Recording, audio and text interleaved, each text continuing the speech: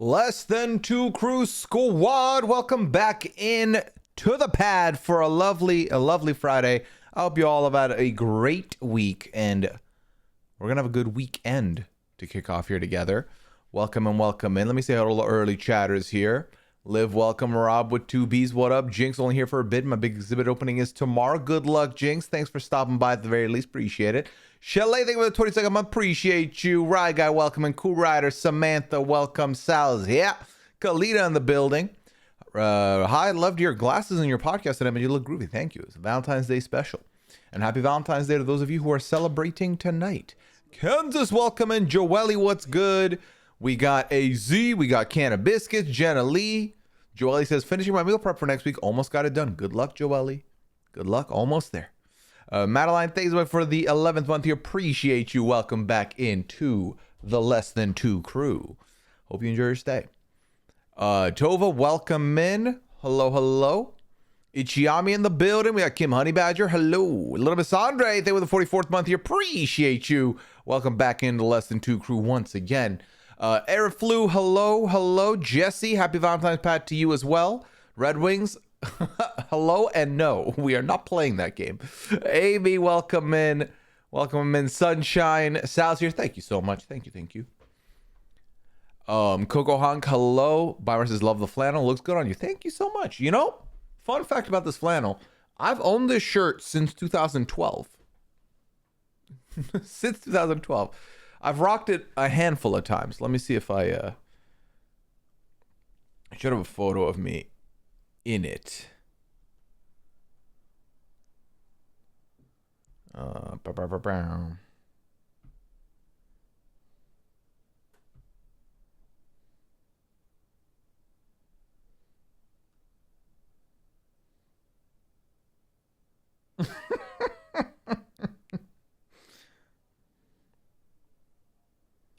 Yeah, young Pooya.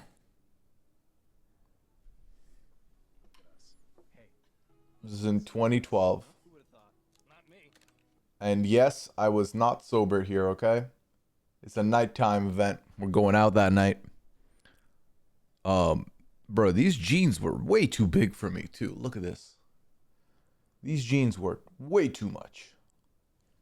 But yeah. All right, where were we? AZ, love the red lumberjack look today. Thank you, AZ. Appreciate that. Jabita, thank you for the 30th month here. Appreciate you and using your One Prime here. I know when you got one of these, using it here means a lot to me. So thank you so much for doing so. Cat of Biscuits, thank you so much. Do you celebrate Valentine's Day? We talked about this a little bit on the podcast. We don't like, it's not like, oh, we went out and had dinner. No. I mean, it's a weird one this year for us because I am traveling tomorrow. So we had a bunch of stuff to do today before then. But typically, you know, we're aware that what week it is, and usually we'll do something on the weekend. But this year it happened to end up being on a weekend, on a Friday, but particular circumstances here. I learned how to use chat points this week. Congratulations, Mikey. Jordan says, hey, happy to hear we get to hear your AU takes weekly this season. Oh, is the cat out of the bag, is it? Yes. Shout out to Shannon. Shannon has recruited me to be a part of the weekly coverage for Survivor AU. I'll get a time slot a week. One of the recaps a week. It'll have me on it. I'm excited. It's held up well. It has. Like, it's honestly not a day. Like, it hasn't faded. The material's still perfectly fine. And oh yeah, some of you might know what this shirt is. It's the old Goose shirt, GGD, that I got. So, spoilers. This is what I was wearing for the Pooya and Liana Lounge. That'll be available next week because we had to record it today because we're going to be gone. Pooya, you would have enjoyed this episode of Traitors even more if you watched the iconic season 2 of the original mall. I don't know about that, RGA fan. I think I enjoyed it just the same, probably. AZ, think of the 5 gifted. Appreciate you. The X, Tomato Nick, Bulletproof Shell, Yusuf, and GPE Side are now part of the Less Than Two crew. Compliments of AZ. AZ, thank you for making that happen. If either of you were in the chat, throw a Less Than Two up for AZ, please, and thank you. Was it hiding behind all your hoodies in your closet? It was in, so we have two closets, Liana and I each. We each have half of the closet in the bedroom, and we each have a closet in our respective offices. This was in my office closet, which I don't often look at because I forget it exists. because I got a lot of clothes. I was also rocking a beanie. And you know what's funny? Was that the gray one? Hold on. Yes. I own that same beanie. I still have. If you've seen me wear a gray beanie at any point on any podcast, it's the same one. Now, granted, that beanie has lost its form. It does not look like the same beanie, but it is. Liv, thank you for the 51st month. Liv, appreciate you. Thank you. We'll be having a Traitors UK discussion on the pad soon because I do love Alexander so much. I mean, it is brutal to say that probably not for another month will I lift the embargo, because a month from now, Traitors US will be done. But again, I just personally do not want to end up spoiling it in case someone's like, I'm waiting for US to finish to watch UK. So, but hey, listen to the podcasts myself and Annabelle did, because you'll get all our takes and all our thoughts there for sure. Mike, you don't waste your points on the Colts totem of a game that I have not played and don't think we'll play anytime soon. Every day is Valentine's when you're married. Sunshine. You get me. You get it. That's awesome. I've never seen AU. Amy, this is my one bit of endorsement for Survivor AU. Last season of Survivor AU, without giving away any results or anything, is my favorite season of Survivor ever.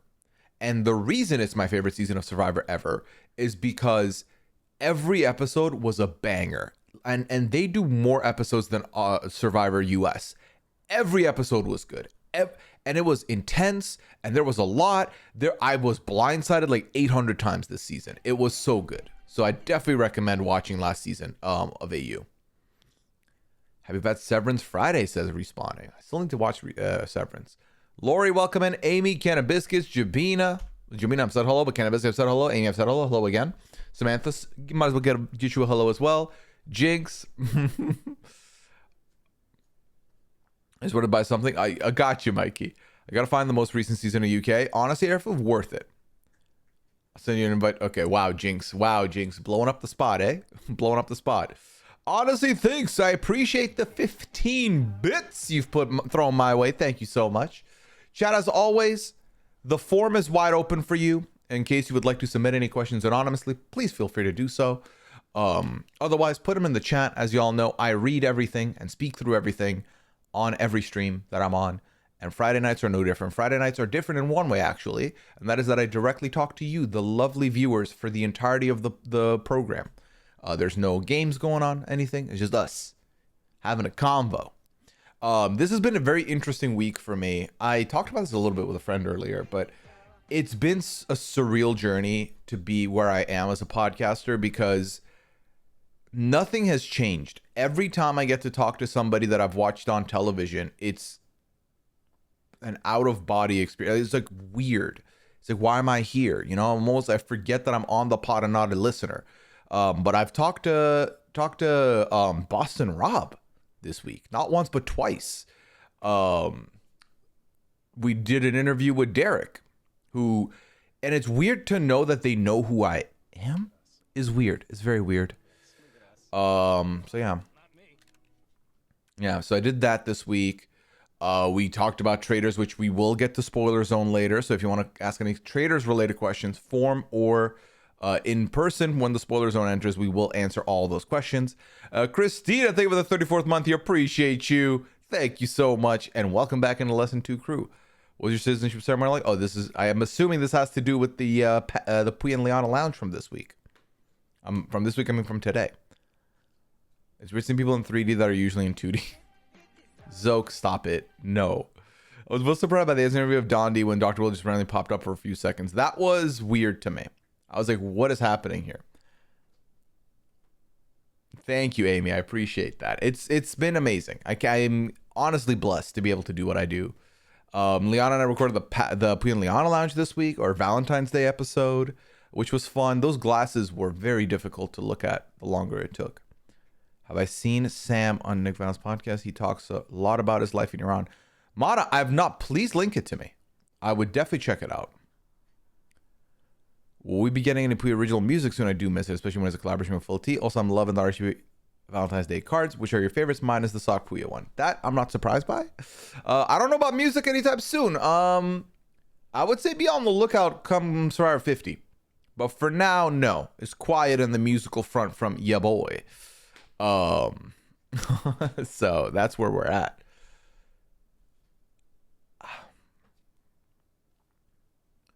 And then, yeah, the Valentine's Day cards, I saw a bunch of them. I saw the Sock Pooya one. I saw I think the Piggies one probably is my favorite one, or my preferred one.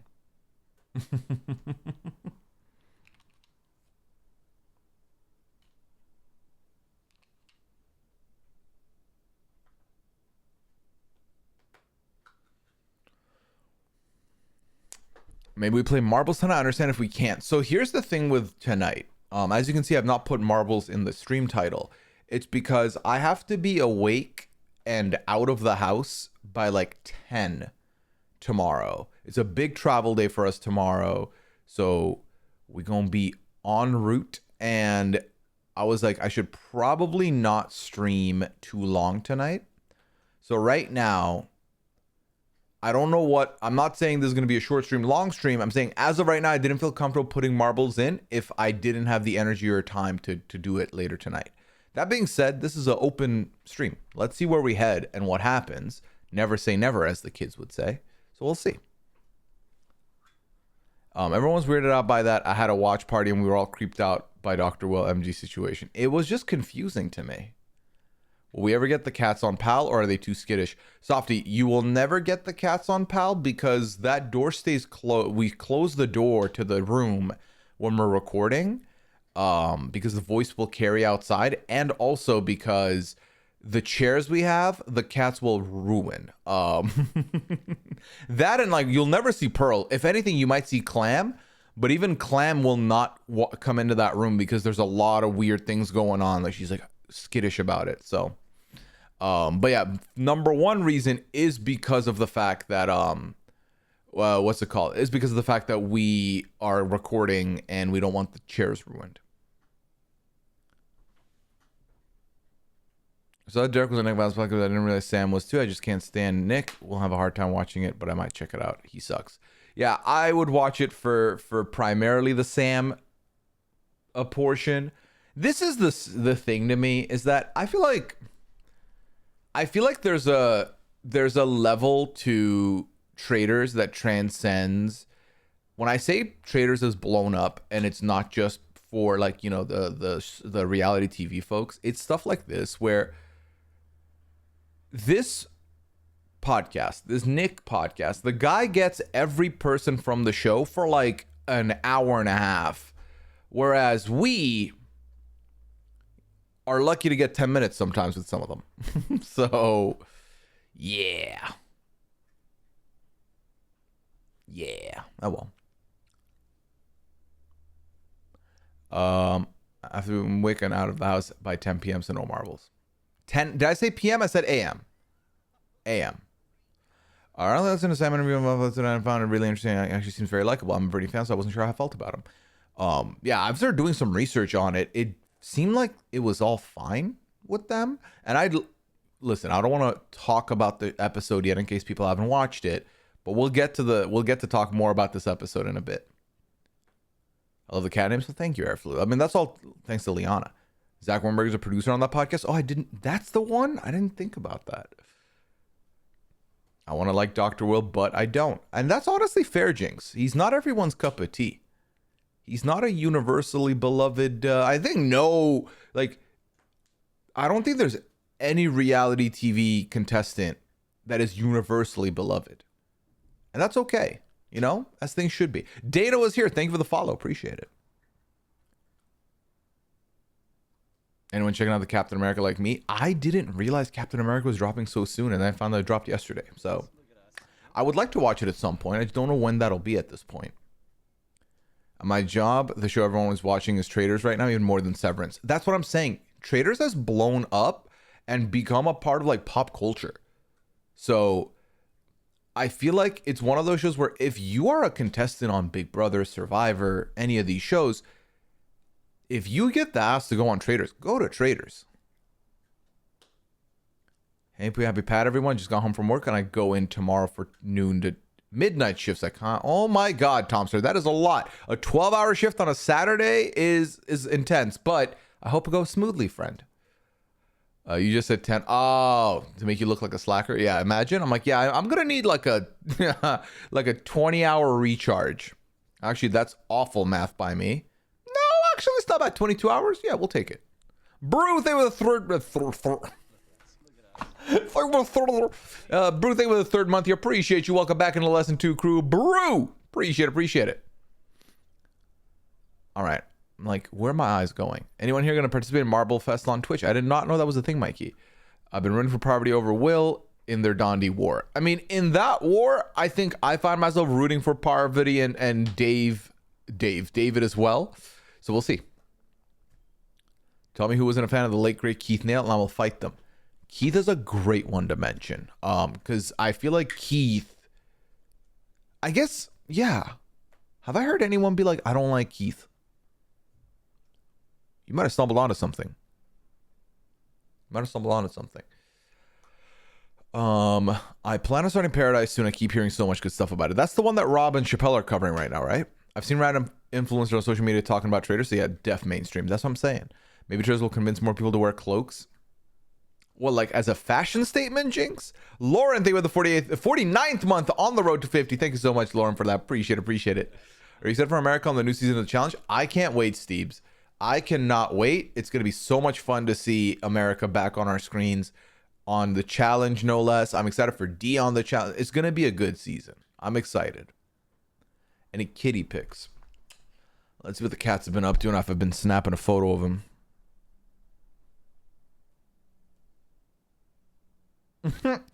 I actually do have a photo of them.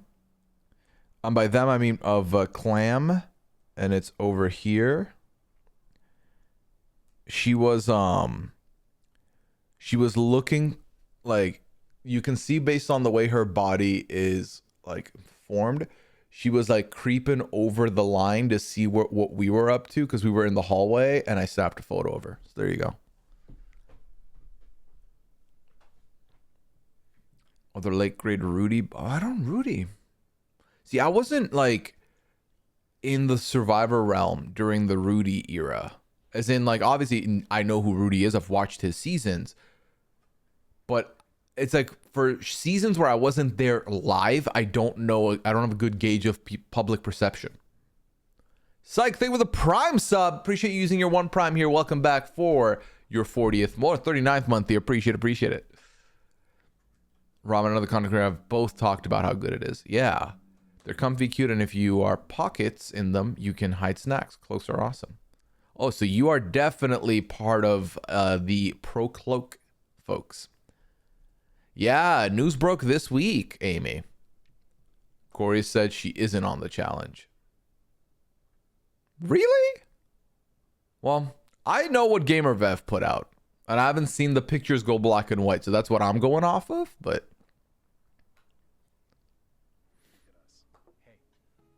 Great interview with Rob and Rob. Thank you so much, Bruce. 2 Robs and a Pooya, and it was a good time. Have I Paradise? So glad that Rob and Chappelle love the shows. I'm hooked. I've not watched Paradise. No, I've not watched Paradise yet. At least I wasn't even live when Rudy played. Sorry for making y'all feel old. Hey, you're good, Tomster. Don't worry about it. Katie Beth, thank you for the 27 month. Got done watching Pal. I'm so happy you enjoyed it. I'm assuming you enjoyed it. Given that I didn't see any, just finished watching Pal and blah, blah, blah, you know? So I hope you enjoyed it. Where does it air, please? Hulu, I think, right? Well, Corey has to say that. He was joking. Well, I get it. I'm enjoying Paradise's Terror Teeth. Okay, so a lot of vouchers for Paradise. If you had to pick a show to start, should I watch Severance or Paradise first?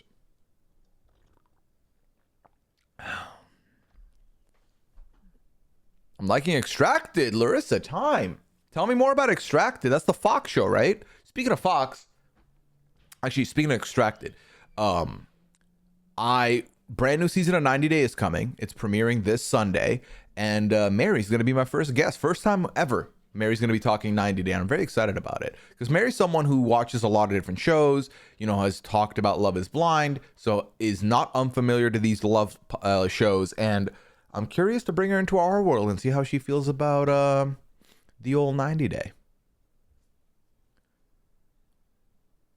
Will you really want to be hitting up on some Blood on the Clock Tower games? I've been watching the old VODs and it's so much fun.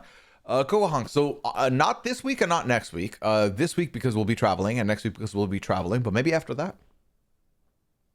Potentially after that, that could be a shout. We'll see. If you like crime shows, I have like 2 shows for you. Ooh, even other shows. RHAP fans, Severance or Paradise? You can pick one of those 2. The no write-ins, please. Both of you are so good at sniffing out what's happening in Blood on the Clock Tower. It is funny because we're good in different ways. Like, Liana's good at looking at the puzzle board and figuring out where the puzzles go. I am good at picking up on vibes and social cues and body language. That's really what I'm doing because the puzzle's too complicated for me. Okay, so a lot of Severances, 1 Paradise. Extracted was fun. I'm happy to hear it. Love is Blind premiered today too. I've heard Love is Blind was lukewarm, but we'll see. No spoilers, please. I've only watched the first 2 episodes of Severance season 2. I mean, no spoilers, please. I've watched 0 episodes of Severance season 1 and 2. Pressure cooker winner on 90 Day. Exactly, Softy. Ali Slinger, thank you for the 42nd month here. Appreciate you. Welcome back in to the Less Than 2 crew. Paradise is only going to be 8 episodes this season, so it might be easier to catch up on. I've never seen Severance. My worry is Severance is the one I seemingly I'm more likely to get spoiled on, given the fact that I'll see Severance tweets and posts on my timeline, but I do not see Paradise posts on my timeline. Kind of happy I waited now knowing it was a 3-year gap. Yeah, it was one of those shows where I was like, I'll watch it at some point. I'll watch it at some point. Then I forgot about it. Then they announced season 2 was coming. And I was like, oh shit, I should watch it. Then season 2 started. I was like, oh, I should watch it. Then every week passed and I was like, oh my God, have you been watching Severance? I'm like, no, I should watch it. And now here we are.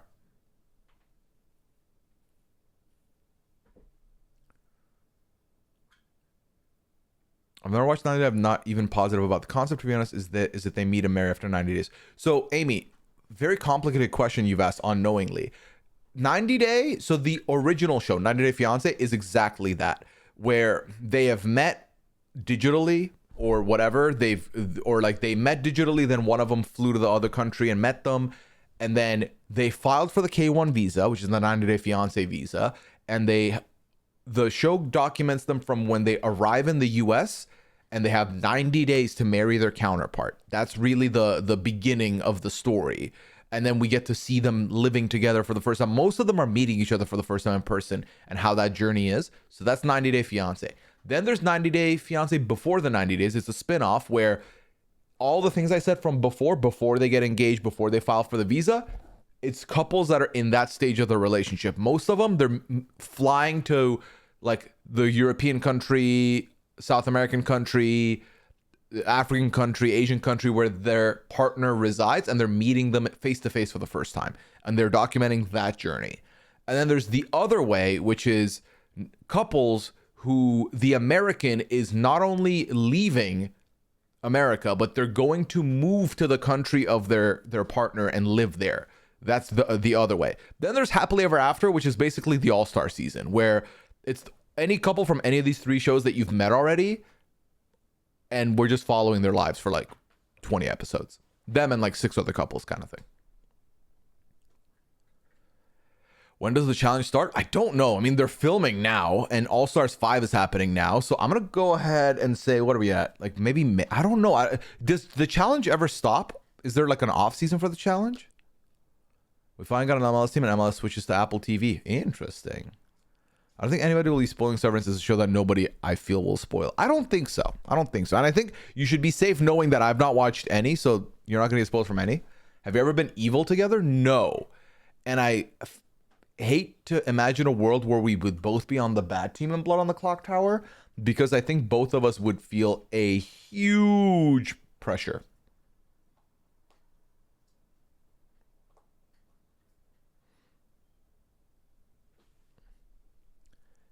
Is the whole season on for Severance yet? I want to wait until it's all released. I don't think so. Maybe it's Severance and the names of actors just in case. Honestly, that could be a shout.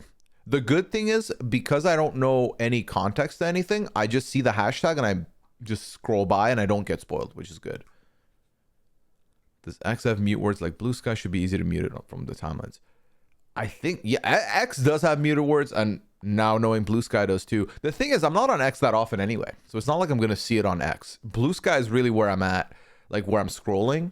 And because I don't follow a lot of people, my timeline doesn't move as quickly, so it's not like it'll get buried.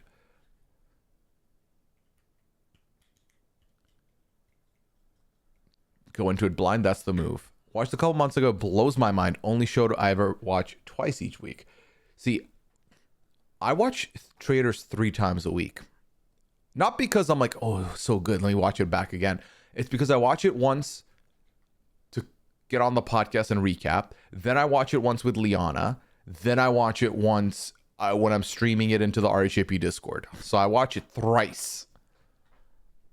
Which is good, because then when I get on the feedback show, I'm like, I know everything that I feel. I'll just say this: when I came home from 12 hours of work, there was a new episode of Paradise, and I had to watch it before I went to sleep. A TV show like that, that's a good endorsement. Do the couples tend to work out? There's some success stories, Amy. There's a lot of not success. There's a lot of mayhem, chaotic, hot mess couples. But the ones that stuck it out, they've been together like 5, 6, 7, 8 years. They have children, a whole family. So it's like they'll have 6 to 7 couples on per season. I would say like 3 of them end up working out, or 4 of them end up working out for like a year. Then of those 4, 2 of them will work out beyond that. Or at least that's the vibe. I don't know the statistics necessarily, but there are success stories for sure. Used to be a 90 Day Faithful, hadn't watched it in like a year. Sunshine, the break is needed because 90 Day doesn't stop. And I've had seasons that have been good. I've had seasons that have been exhausting and just not good. And I think one of the things is constantly repeating the same couples gets tiresome. It bothers me. This last season, it was fresh. And like, even though I didn't like some of the couples, it was a fresh season and I like that. So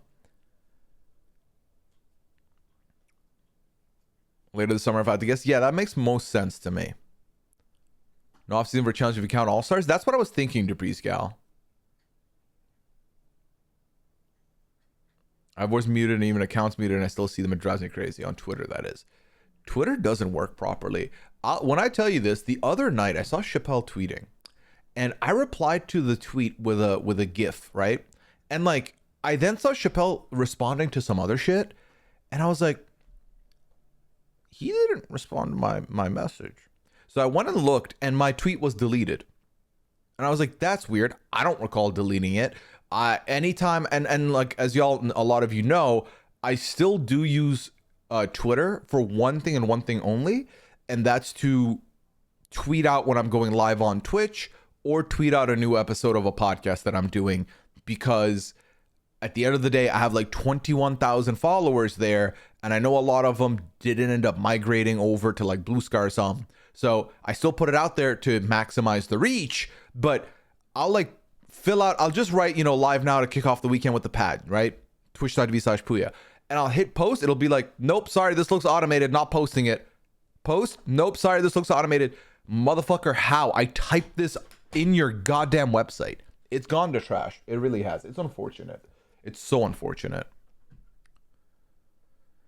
Severance is insane. Highly recommend. I can't wait, Zoro. Eventually, I'm going to watch it. I'm going to be like, oh my God, chat, we have to talk about this.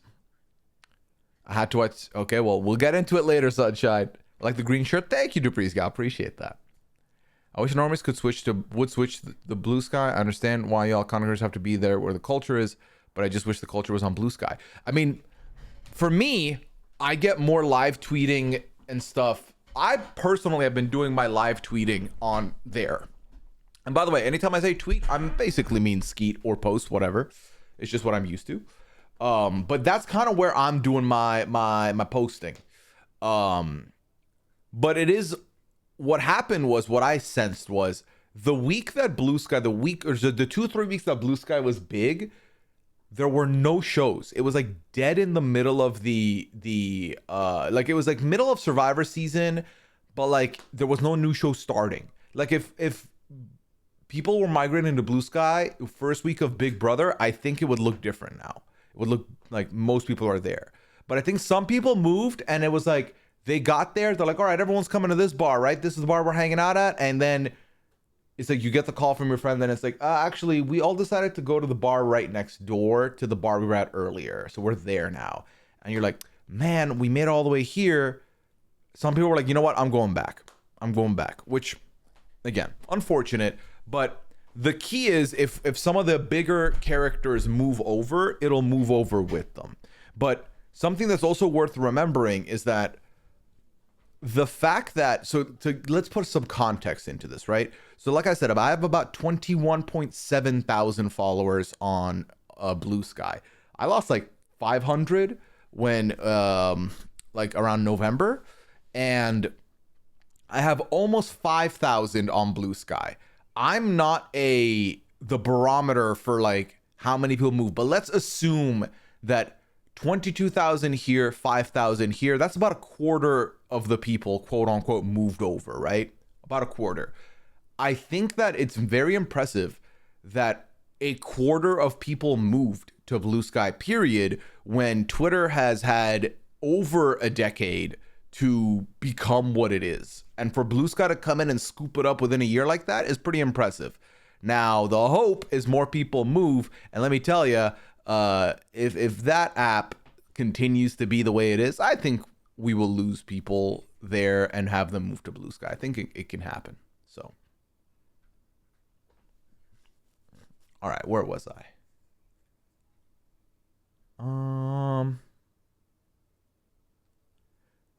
I'm just trouble about checking Blue Sky. I don't get notifications about tweets like I do on Twitter. I've looked in the settings and there's nothing I could add.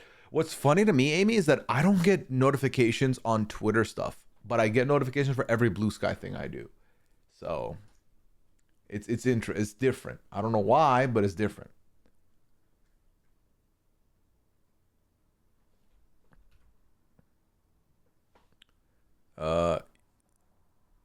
Taylor, I do know what you're talking about. Don't mention it in the chat just in case. I don't want anyone to get spoiled. But yes, I do know what you're talking about now. Brother, who recommended the Post Malone Oreos? Thank you. That was, yeah, shit. Who did recommend those last week? Was that Lori? I think it was Lori. Could be wrong. Maybe there'll be another influx during Big Brother. I think so, Softy. I think the key exists in a couple places. Because I've seen a lot of the Big Brother accounts migrate over to Blue Sky. But then it comes down to this. Migrating there is one thing. Where are you going to do your posts, though? Because as long as there's going to be double posting happening, I have a feeling a decent number of people will just stay there. So we'll see.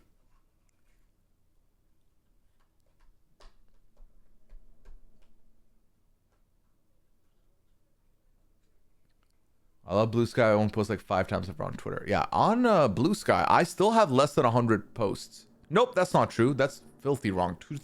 228. Oops. Longer than 1 minute videos and group chats, I think, is a seller. 100%. Once people can post longer videos, I think that goes a long way.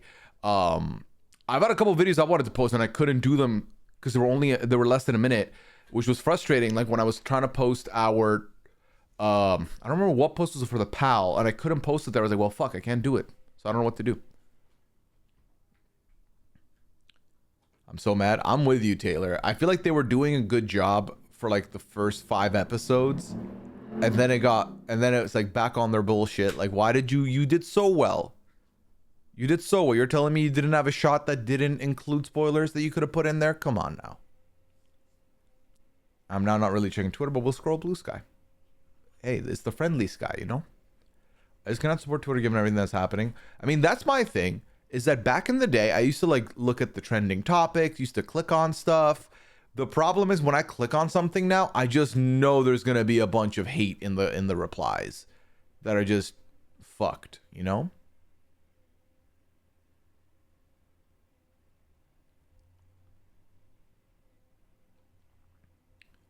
I just mentioned what was in them. Haven't tried them myself. Oh, gotcha, Lori. Gotcha.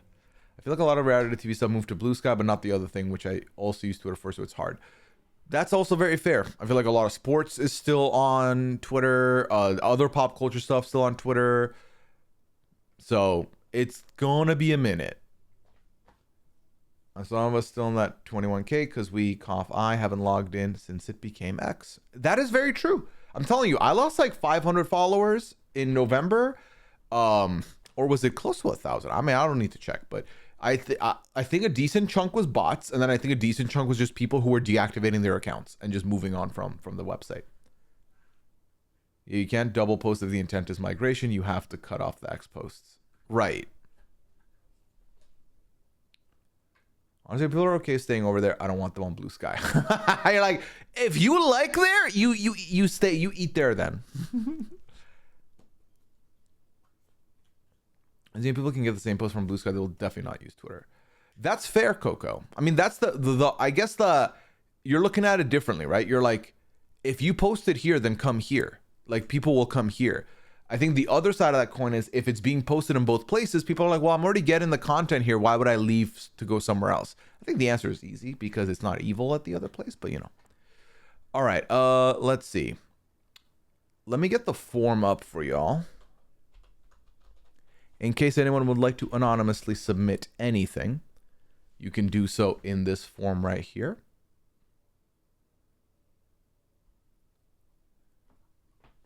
The line is open. The queue is open. Any questions are welcome. The inertia behind all this, it's a lot. Twitter used to be my favorite app, my favorite social media app. And like, it's the one app where, because you know, like other apps like Instagram, if you have a lot of followers, or YouTube, or like anything else, like there's monetization that could help. Twitter was the one place where I was like, bruh, it's all about just fucking posting. I love it. I'm hanging out, I'm having a good time. And then it ended up becoming the worst one. Coco, that's a good, healthy way to look at it, honestly.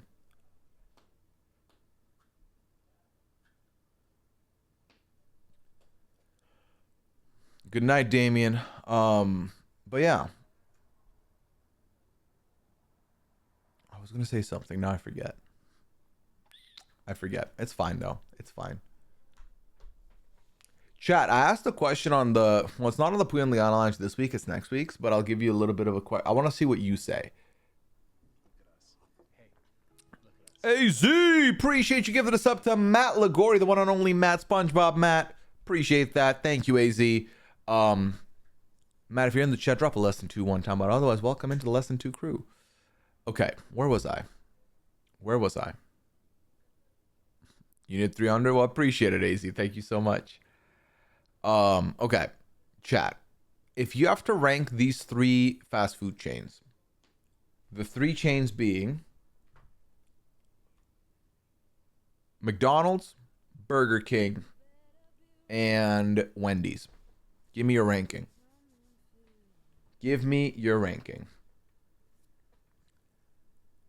Oh, welcome in, Quinions. Hope you're doing well. Appreciate the raid, Quinn. Y'all, if you're not already following Quinn, please do yourself the favor and do so. Quinn has been super consistent since hitting these Twitch streets. I saw that he did a Survivor draft this past week, which I haven't checked out yet. My draft, as y'all know, the RGB draft's coming up in about a week and a half. I still have to do all my research. But Quinn, if you can tell me, I will be checking it out because I want to get some insight.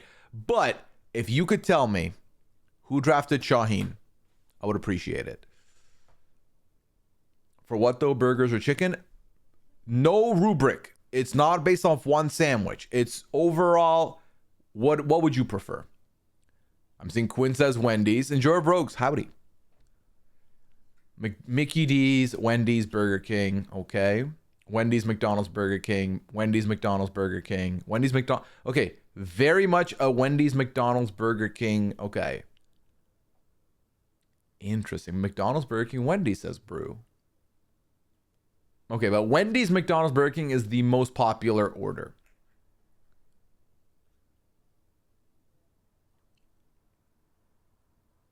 So I have an opportunity to upset the masses here.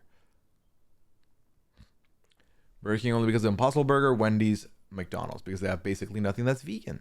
But you gotta watch and please consider doing my Squid Games draft. Squid Games draft. I'm in. Count me in. Let me know what you need from me and I'll be there. Cat Dunga Shaheen. Okay. Good to know. Burger King is garbage respectfully. Nicole, don't hurt me like this. Burger King is the only one to have plant-based burgers for people like me, says Generally. Ironically, the last time I had Wendy's was in the UK.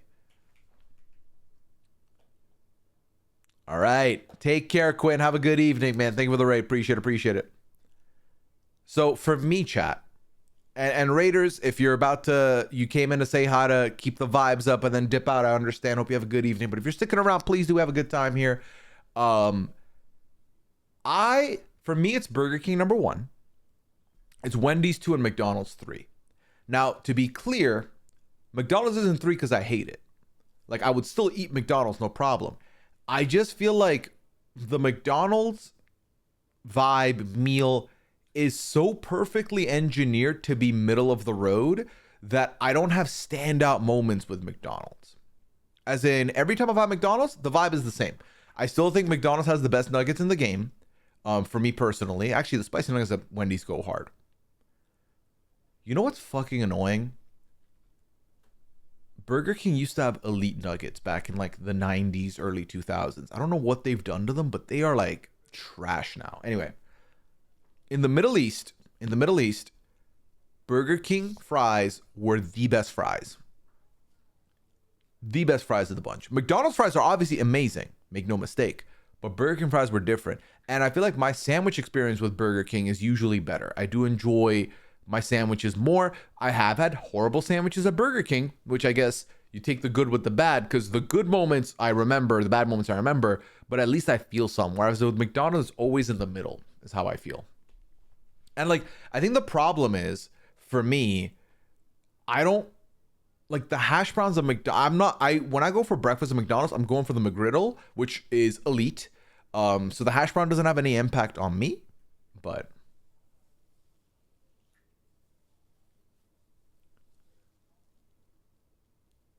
unless it's because of the Impossible Burger, this is a wild take. Nicole, I'm sorry. Hope we can still be cool. I think Burger King has an awful chicken sandwich now. They used to have a good one. For like a year, they dropped it. McDonald's, I will say, I have fond memories of the chicken Big Mac back in the, again, Middle East, 90s, 2000s. I know that Kai said I brought it back here, but I did end up trying it here. And Wendy's, I talked about this on the PAL. Wendy's, I really, really like the Baconator. The Baconator is one of my favorite burgers ever. But for some reason, when I eat a Wendy's, it feels like it's like you feel your food being like super greasy or whatever. I mean, I eat a lot of unhealthy foods when I'm like having when I'm treating myself. But for some reason, Wendy's is always the one where I'm like, oh my God, I feel that. Like, you know what I mean? But it's delicious, but I still feel it. Chicken sucks were so good, but they took those from us. They took a lot. The chicken sandwich was great. That's gone now. We're cool. You admitted the Burger King nuggets suck, so I can respect it. I liked them as a kid, but they've gone downhill. Oh my God, so badly, Nicole. So badly. And like Burger King had, I feel like once upon a time, Burger King had like you know how McDonald's has Ronald McDonald, Birdie, the Hamburglar, Grimace? Burger King had a crew, and I don't know what happened to those kids. Burger King mascots. Yeah, this was the crew. Kid Vid. Yeah, hold on. Let me see if I can. Burger King had a whole squad that just vanished. Hold on.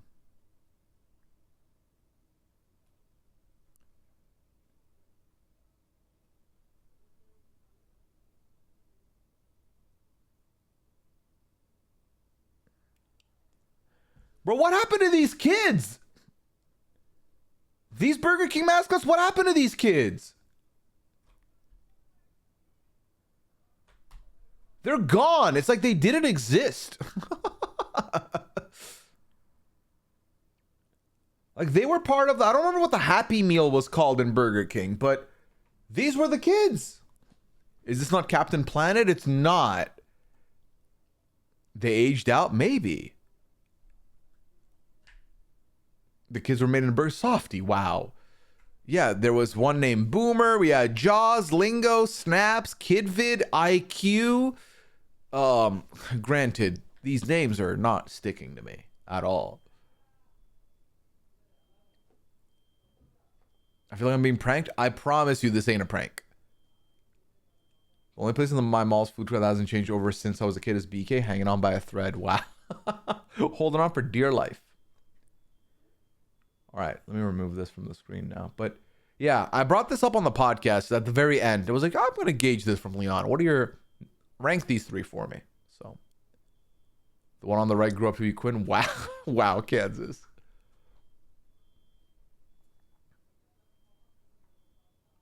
But yeah, that was weird. Weird. Okay, we got a couple questions in the forum here. Let me tackle one. Similar response from my boss for my second job. I scream update. It's funny. She's awful at looking at her phone, but not this awful. I mean, it's been 2 weeks, question asker. I would also agree, probably not that awful, you know? Is Liana able to come to the Boston live show? Unfortunately, once again, you are stuck with me. Okay? And I hope I can be enough for the squad. But no, Liana will not be joining us in Boston. I will be there, though. So pull up. Is there a show you want to cover on a podcast but have not been able to so far? I feel like this question came up somewhat recently. If Ted Lasso comes back, I want to talk about it as far as a scripted show goes. But honestly, no. Every other show I like, I talk about. If at some point Dondi opened up a guest spot, I would love to chop it up about Dondi one time. But no, I'm very happy where I'm at. Can't confirm. Quinn told me himself. He told you he's the mascot. He became, he grew up from a mascot to a Big Brother player. That's what happened.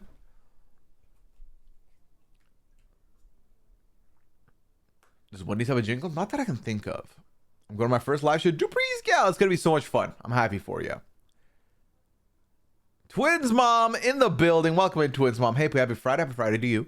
Been under the weather. Need a Traitors binge. What's your top 3 non-USA versions? I got you, Twins Mom. So, how about I give you a top 5? How's that?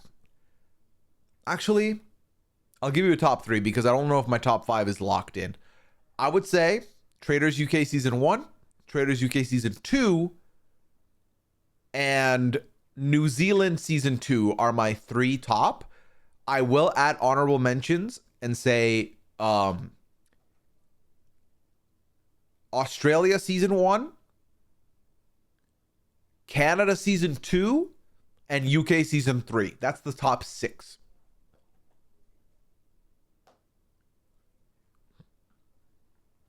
Did you guys cover 90 Day Fiancé Love in Paradise? So Autumn, not officially, not like on a week-to-week basis. For a while, the first season of Love in Paradise, I did cover in that I would do a little blurb at the end of the podcast where when I was covering like a regular season of 90, I would do like a 15-minute session at the end where I would sum up what happened on Love in Paradise because I decided to check it out. But I've not checked that out in a minute. That's one of the few 90-day shows that I don't cover week to week. I cover regular 90-day, Happily Ever After, The Other Way, and Before the 90-day to completion. I considered doing Last Resort, but then chose not to. And Love in Paradise, I was just like, bruh, like this is too many now. But what's my chance of being able to go to work the next day? With regards to what? Oh, if you go to the live show, you mean. You're 90 minutes away, your husband will drive home, he's a night owl. I mean, what time do you typically go to bed, Dupree's Gal? I think that's the main question. I'm watching you and Rob recap show now. Sounds good, Twins Mom. Enjoy. It was a fun episode. Fun recap. How much did you enjoy the Drake smile and looked at the camera at the Super Bowl? It was my favorite moment of the whole show. It was my favorite moment of the whole show. So my favorite that immediately I saw Chappelle tweet it and I saved the photo. I was like, I need to keep this for later. I was wondering how Canada 2 didn't make the list. Top 6 understandable. It's honestly, Zokes, it's because I'm very biased towards loving UK because 1 and 2 of UK are up there. And then it's either New Zealand 2 or Canada 2 in my top 3. That rounds out the top 3. Like, I don't know who's first and second with UK 1 and 2, but I know New Zealand or Canada 2 is my third. So Clemmer works here for the next game. Thanks for the advice. It's, I think, better. I think then you can have the fun, guilt-free Dupree's Gal, or not without looking at the clock, being like, oh my God, I gotta leave. So I watched Master purely out of habit this week, just not worth it without a Who's Under there. I'm sorry, Cool Rider. Cool Rider, I haven't watched it yet. How did you feel about it? Was it a good episode or no? Or the vibes like? This season possibly could join the rankings? This season is easily the best US season. So automatically, for me personally, without giving any results away, it's better than US 1, better than US 2. I mean, obviously we haven't finished the season yet, but I'm very high on it. So better than 1, better than 2. I think better than AU 2, better than New Zealand 1, maybe. Better than Canada 1. Canada was decent. I think what I need to do, the next time there's a lull in Traitors, which actually is coming up soon, I need to rewatch every single Traitors season and see how I feel. So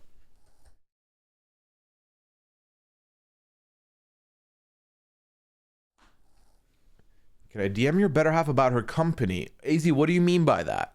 What do you mean by that? I'm not sure what you mean about her company, but yeah, obviously. Feel free to DM Liana. Given the top 3, does that mean the Traitors might be a better show when it's just regular people versus reality minor celebs playing?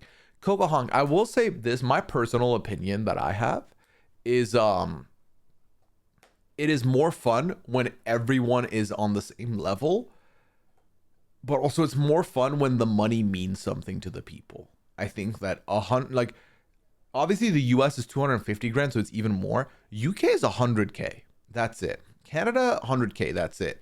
And I feel like everyone being on the same level is good because I feel like, and them it being their new show, it's like you're seeing new stars born. You're getting to meet new people, and they're all meeting each other for the first time. No one has a reputation. You know, Boston Rob talked a lot in his exits about how he had to play the way he played because that's who, you know, he's already going to be perceived as a threat, so he has to move differently. And you don't have that issue if it's new people. I will say, though, the counter argument is Traitors does not become the juggernaut show it is now if not for the fact that pre-existing people are there, right? If Traitors was just a regular show with regular people, I think that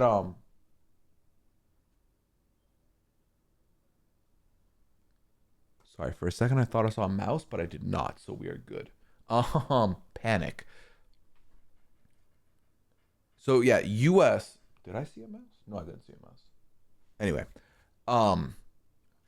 for Traitors, I feel like it doesn't have the popularity it does in the US if not for what they did. But I think then it makes a lot of people come in with the mindset of I'm here because of Boston Rob. If he leaves, the show's going to suck for me. Or I'm here for the Survivors. Or I'm here for the Big Brothers. I'm here for the Bravo Housewives. And I think that's the wrong way to watch the show. I think the show is at its best when you are actively rooting for chaos and rooting for entertainment. When you're rooting for that, you can't go wrong. You can have people you would like to see win, but you can't hang all your hopes and dreams on those players, because the reality is if you are, then if they go home, you're not happy. So, have you seen The Floor? I've never seen The Floor, Rob. I was not impressed with Alan as a host season 1, but I love him so much now. He got so much more comfortable and is making the episodes more fun than season 1. 1000% RG fan. You and I share the exact same opinion. When I was asked for my rankings after season 1, I think Alan was 3rd, maybe. Alan has shot up there for me. Yeah, AZ, go ahead and ask. CCC. We also damaged his reputation from season 2 as well. Right. I think Canada and UK take the process so much more seriously. They get so much more upset with the murders and banishments. Exactly, which adds to the drama for me personally. Annabelle's such an icon? Absolutely. It's just tough when your reputation is too big and you are a traitor. It's extremely difficult to overcome. 100%. I mean, I think you coming in as Tony it was like you knew Tony was probably not going to have a long shelf life. Like, I think the idea that, because I mean, obviously, like, we saw Tony come into 40 and like win again after having that reputation for how long. But I think the difference was he was there with all winners. Here, you're kind of put back in those boxes of, even if they don't know who you are, if they know your show, they're going to assume you're the gamer, right? Brittany, this huge gamer. I'm sorry, Brittany is a very, like, one of the best social players and social people who are socially inept in Big Brother. But then, are we looking at everyone as a gamer just because they're from a show? Then no, that's not the case. It's the same thing that I tell people who are like, wow, this person from Love Island. It's like, yeah, don't cut them. Don't do that, because this could be someone who went on Love Island who's like secretly a very strategic thinker, you know? You never know. But the reputation of the show you bring helps or hinders you depending on the show.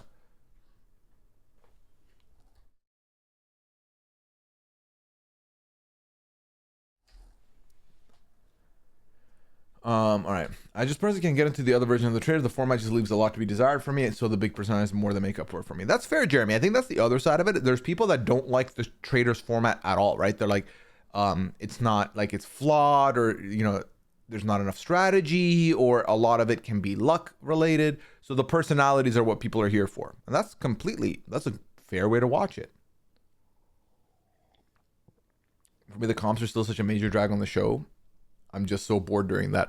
I find that the comps have gotten better in the last couple seasons. There is something to be said, though. I feel like there's too many shields that are like, I don't like that half the cast is safe and the other half may not be safe. Spoilers? Not quite yet, AZ. Not quite yet.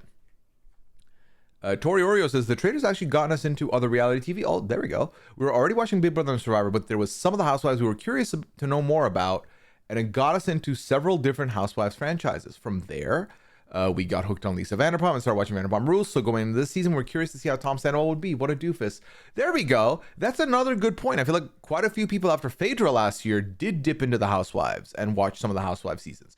People who were Bravo fans have dipped into watching Survivor and other shows. I think that's a great appeal to point out as well. When can we talk this week's ep? Let's see. It's 11:20. How about in 10 minutes? Those Burger King fiery chicken fries are so good. I do like those fries. Who are your favorite unknown, not celebrity players on any of the Traitors? Who celebrity or non-celebrity would you cast for a Traitors All-Star season? That is a very loaded question, RGA fan. I mean, it would help if I remember everyone's names, right? So,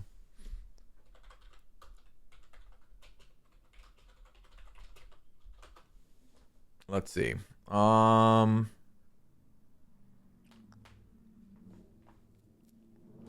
I mean, Jazz from UK2, sign him up. Paul, sign him up. Harry, sign him up. What was the name of, what was her? Hold on. This UK2 I'm talking about. God,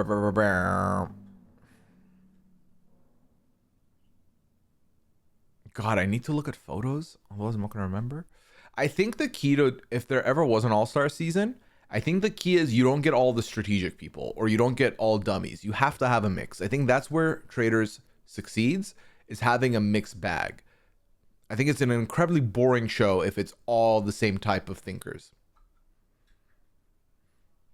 Do you think shields should be public if there is ability for half the cast to get it? No, because for example, this week, technically, having the shield, if one person has the shield and there's no traitors in that group, you know what? I'm realizing now that we might be getting into spoilers. So, Brew, let me answer this differently.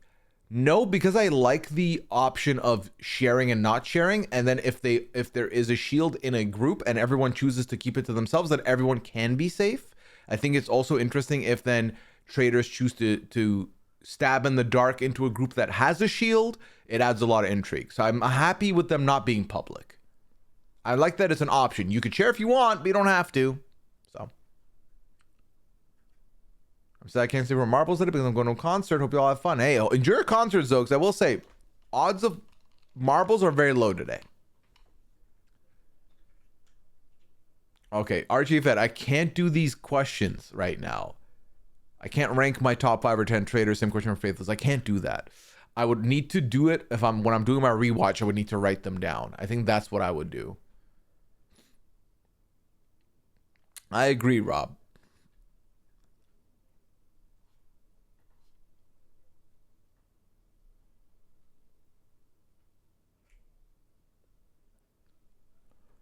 All right, let me just see what else is in the form real quick here.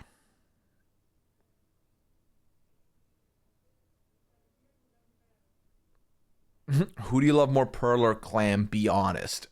Well, they say you love all your children equally, right? I love Pearl more than I love Clam. And like the thing is, it's not like I hate Clam. Just Clam has not warmed up to me the way Pearl has.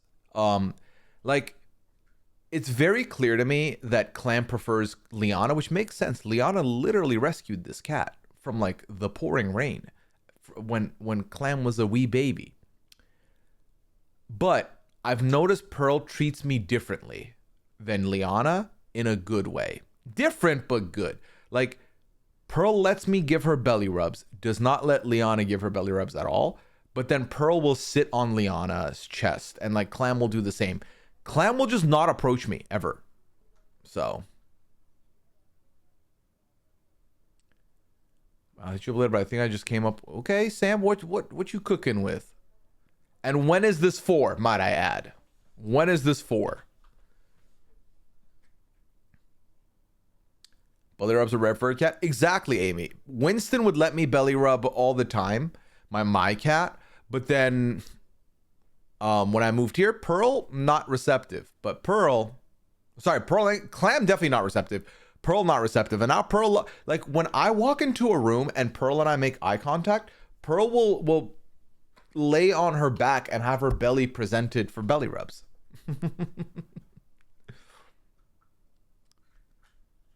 Oh my god, the Rizzler better not, oh my god. Red Wings, the thing is, I could see it.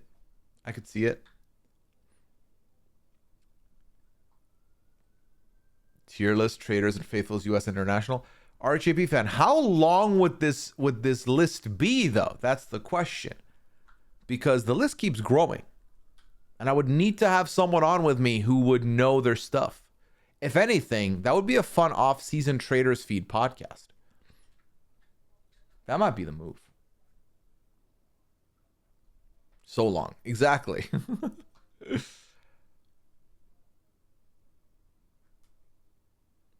He's only 9, so you have some years. We have some time. We can relax. Okay, Skip, if too personal, but are you and Liana planning to have any kiddos? Oh, definitely personal. I mean, I've been on record to say this. We've oscillated and thought about this throughout the years. Sometimes yes, sometimes no. Currently sitting on no and happy about it. So who knows? It really, truly, I know it's a boring answer, but it really is, who knows? So.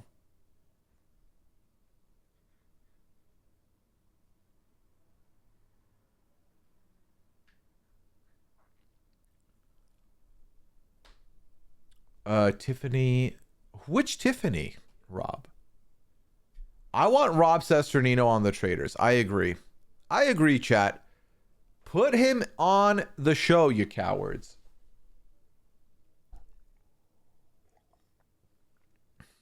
Put him on the show. Make this podcast canon. Make it canon. And hey, Traitors, I could be your token Persian you put in the castle. Just saying. Let me cook. Or let me get roasted, you know? Let me be the unknown. Like, let me be in the category where they're like, bro, why is like Dylan Efron here? Why is Lord Ivar here? Who are these people? Let me be one of the people. And also let me get humbled real quick, because I don't think I do as well as in my head I think I would.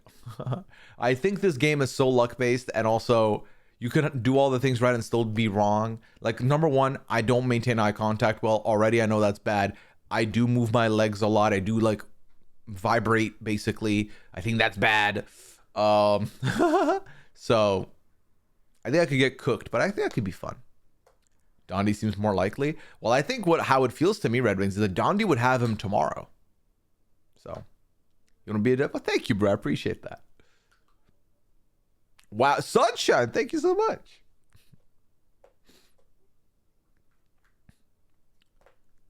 We have not seen Rob in a reality show for so long. I mean, it's been what, fucking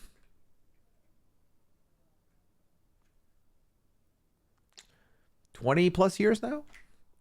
I'm sick of the British royalty role. It's failed twice now, except that one monologue last year. Ivar has sucked. Ivar has delivered air. Or sorry, has taken air from the oxygen in the castle. Okay. I think we're ready to dip into some spoilers. What say you, chat? So what I say by that, in case you are someone who is about to panic because you're like, wait a minute, I've not watched Traitors, don't spoil it for me. Here's how we do it here to make sure you do not get spoiled, my friends. So I'm about to present you with a spoiler zone sticker. What that means is, as long as you keep the stream muted and the chat tabbed closed, you will see in the bottom right this figure, okay? So this figure, this is the spoiler zone sticker that I'm going to put in place of the chat in the bottom right, so you won't even see the chat. This is a way to make sure that you keep the appropriate things muted, as in the stream muted, the chat closed, and I'll remove the chat. Here we go. And as long as this is on the screen in the bottom right, you know that we are talking Traitors, and you will not unmute so to not get spoiled. Once we're done, I will remove the sticker like so, and you'll know the coast is clear to come back in. Okay?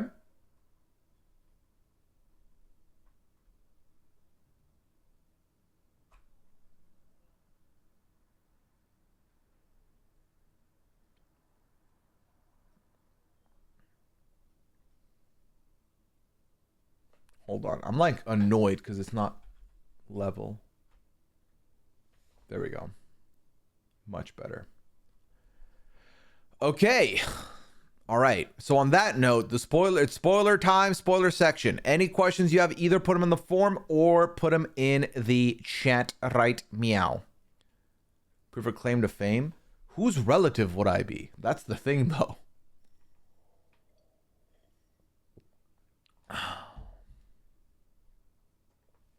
I've definitely noticed it, honestly, things.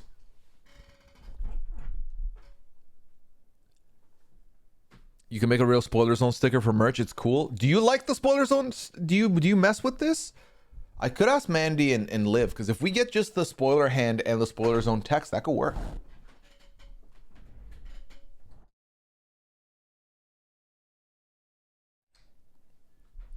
Apparently the preview spoiled the murder. It did. I, after the podcast, found out, here's the thing. I could just tell you, but I'm not going to do that, because to me, that's not even a spoiler. That is just blatantly telling you the results. If you want to check it, I will tell you how you can check it, but we don't count that as part of the talk here for the spoiler zone. If you want to check it, if you watch the next time on for this last episode and you pause at one point, you can see something that reveals what happened. Okay? Okay. Can I say I love the stance Carolyn took with Danielle? Was so proud of her. She stood her ground, and I love to see it. What did you think about Rob saying he'd like to see some professional poker players on Traitors? How do you think they do compared to the other shows you've seen, like Vanessa and Kmart? Yeah, when I asked Rob on the pod today, I said, pick 3 players from any of the shows you've been on to be on the show. He ducked it and gave 3 poker players names. I mean, I feel like the thing is, if you're a poker player who's social and you're like the talker at the table, I think you'll do fine on the show. I think the thing you can't do is hold your cards to the chest, because people will sniff that out and that'll be a problem. That being said, who knows? Who knows? I think Daniel Negreanu could be good on the show. Phil Hellmuth would be a fucking hot mess. I've never seen a poker player crash out more than that person. So I don't think he could handle an L. Okay, so is Sam smart or is it just an editing trick? I think Sam's smart. They can't make Sam say those things, and if they could make him say those things, they would have shown them to us way sooner. You know what I mean? I feel like people are trying so hard to spoil everything. Everyone who didn't see, let me live. Matt, you're safe here. You're safe here. Are you watching Maths? I'm not, May, but let me tell you, I've been hearing nothing but good things. It's not just about Maths, but also the recap with Asia and Jason.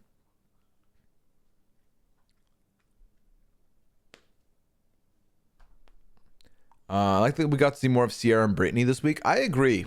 Finally, we're getting like solid content, which I mean, you know, for as much as losing the bigger personalities bums people out, it allows for other personalities to shine through as well. Question at breakfast when the first shortlister walked in, I think Gabby, they were all asking her how it went, and Danielle says, yeah, how was the chapel? Before she said anything. I was wondering if Faithfuls know the shortlisted went specifically to the chapel, or was that a mistake on her end? Honestly, I think that's a good find from you. I have to imagine they knew. Because let's hold on. This is actually solvable. This is actually solvable.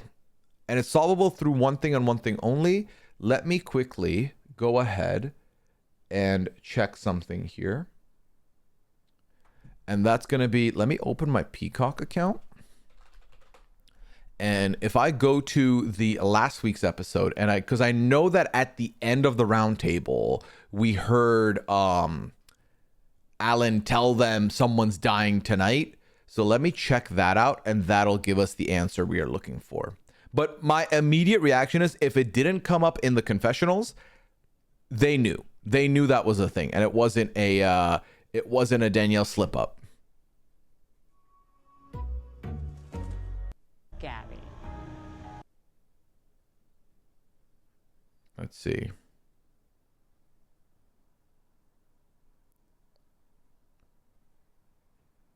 Await your fate. And Carolyn,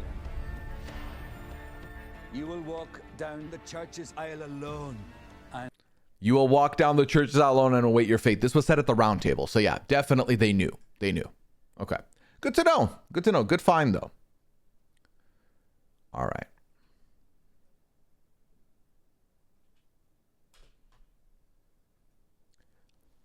Arab, thank you for the 31st month here. Appreciate you. Thank you. Thank you so much. Welcome back into Lesson 2 crew.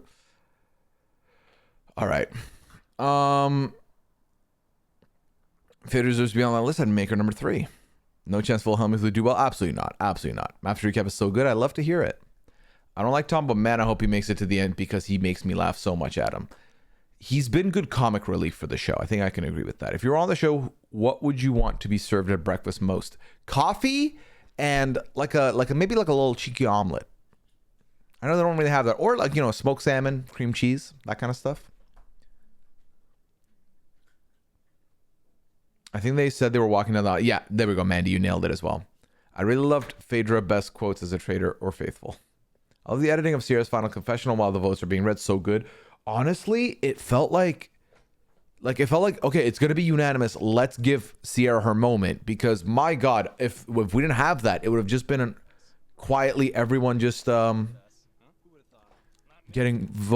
her out. So Alan giggling when Tom was singing made me laugh. Alan's reaction in the background make a lot of the mission moments for me too. This was the earliest unanimous vote in Traitors history I read. That can't be. I mean, actually it is, because a lot of people burn their votes and shit. But I don't know. That doesn't feel right to me. I might have to fact check that. Do you think there's more to the beef between the Traitors that they aren't showing us? I might be reading too much into it due to a pro Big Brother bias. But other than the insanity in the riddle game, nothing Danielle has said or done has been all that unreasonable. She's just been bad at not being sketchy. I would argue that she's been good at not being sketchy. I mean, the shaking thing is coming up a little bit now, but I think that the riddle was a huge red flag. I think killing Jeremy immediately after Jeremy said her name was a red flag for people. I think Gabby, if Gabby goes back to her, because Gabby dropped it immediately, mind you. The whole fact that Danielle was in that book room, that never ended up meaning anything. But I think the biggest mistake was the talking to Brittany about going after Carolyn. I think was a huge one as well. I think the show is breaking its back to tell us Danielle's not winning the season, though. And I think that's the biggest issue. Because you don't keep showing us people talking about Danielle being sketchy if not for the fact that she ain't going to make it to the end. You know what I mean? And I think right now, Big Brother's painted into a corner where I think if they banish Brittany first, Danielle's next. If they banish Danielle first, Danielle's gone. And I think a Big Brother player is getting banished next week. 100%. I really feel that that's where we're headed. So it's unfortunate. But I think that's where we're getting to. Because I think socially, Danielle's been good in having alliances and allies, right? She has Dolores, she has Brittany, she believes she has Dylan, and now that might switch up. We've seen her have a good relationship with does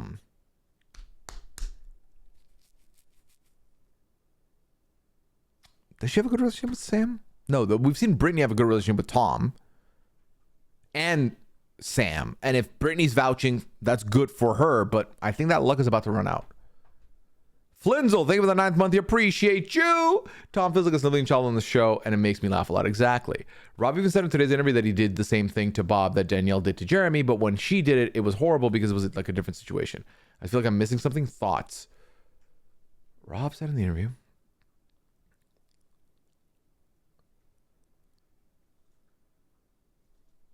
Yeah, no, I don't think that was the same situation at all. Danielle murdered a faithful. You banished a traitor. You know what I mean? But I think for him, he's like, remove the traitor and faithful roles. Jeremy said your name, you got rid of him.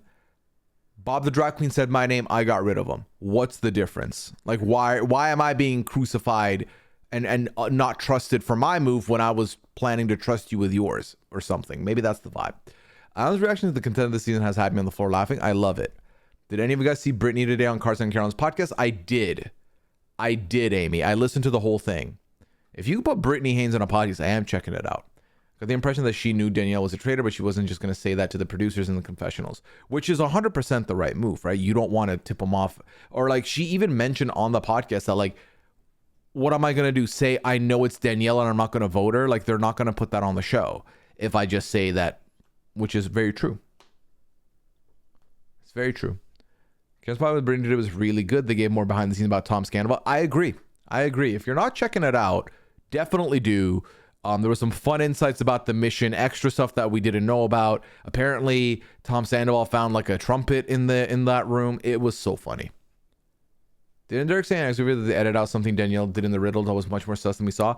So what Derek said in the interview, was it Derek or was it Rob? One of them mentioned that Danielle kept getting questions right, and at one point, she removed herself off the board and put Dolores' name up there.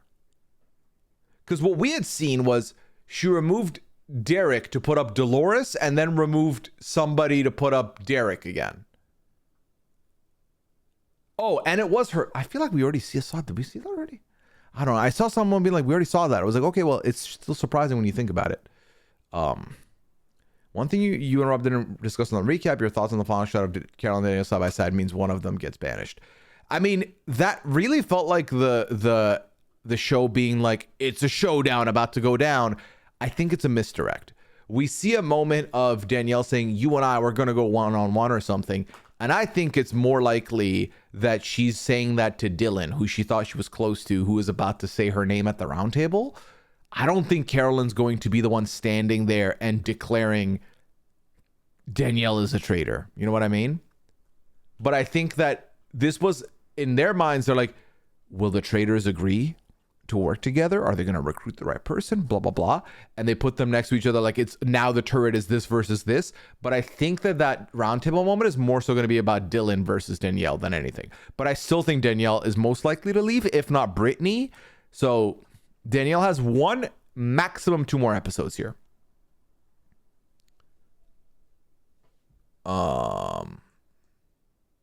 How do we get the Traitors to do only competition like yesterday's and no more carry heavy things competitions? Don't know. I think Tom likes Brittany, but Brittany doesn't like Tom. What if Brittany wins, you guys? That would be great. My thing is, if Brittany goes home, if Danielle goes home next and is confirmed to be a traitor, the question becomes, do they then vote out Brittany? Or do they let go of, okay, Brittany and Danielle, one of them was a traitor, we found the traitor, let's move on. Because if they leave Brittany be, I like Brittany's odds of being a winner. But we'll see. Thank you for appreciate it. Thank you so much. If Peacock posted extended cuts of roundtables, would you watch them? Absolutely. The more content they give me, I'll gobble all the content. I'll watch all of it. I think Brittany does suspect Danielle, but we have seen Brittany in 2 seasons where she overly trusted an ally who stabbed her in the back later on, despite having a good relationship with them. I think that not just that, but on the podcast with Carolyn, Brittany does talk about how, so me and Danielle are both here. Based on the previous seasons, I'm expecting a Big Brother person to be a traitor. I'm not a traitor. After the picks are made, I assume Danielle is. Then Derek comes in, and for a second, I was like, okay, maybe it's Derek. But then once Derek gets murdered, I know it's her. Confirmed. You know what I mean? So, she knew.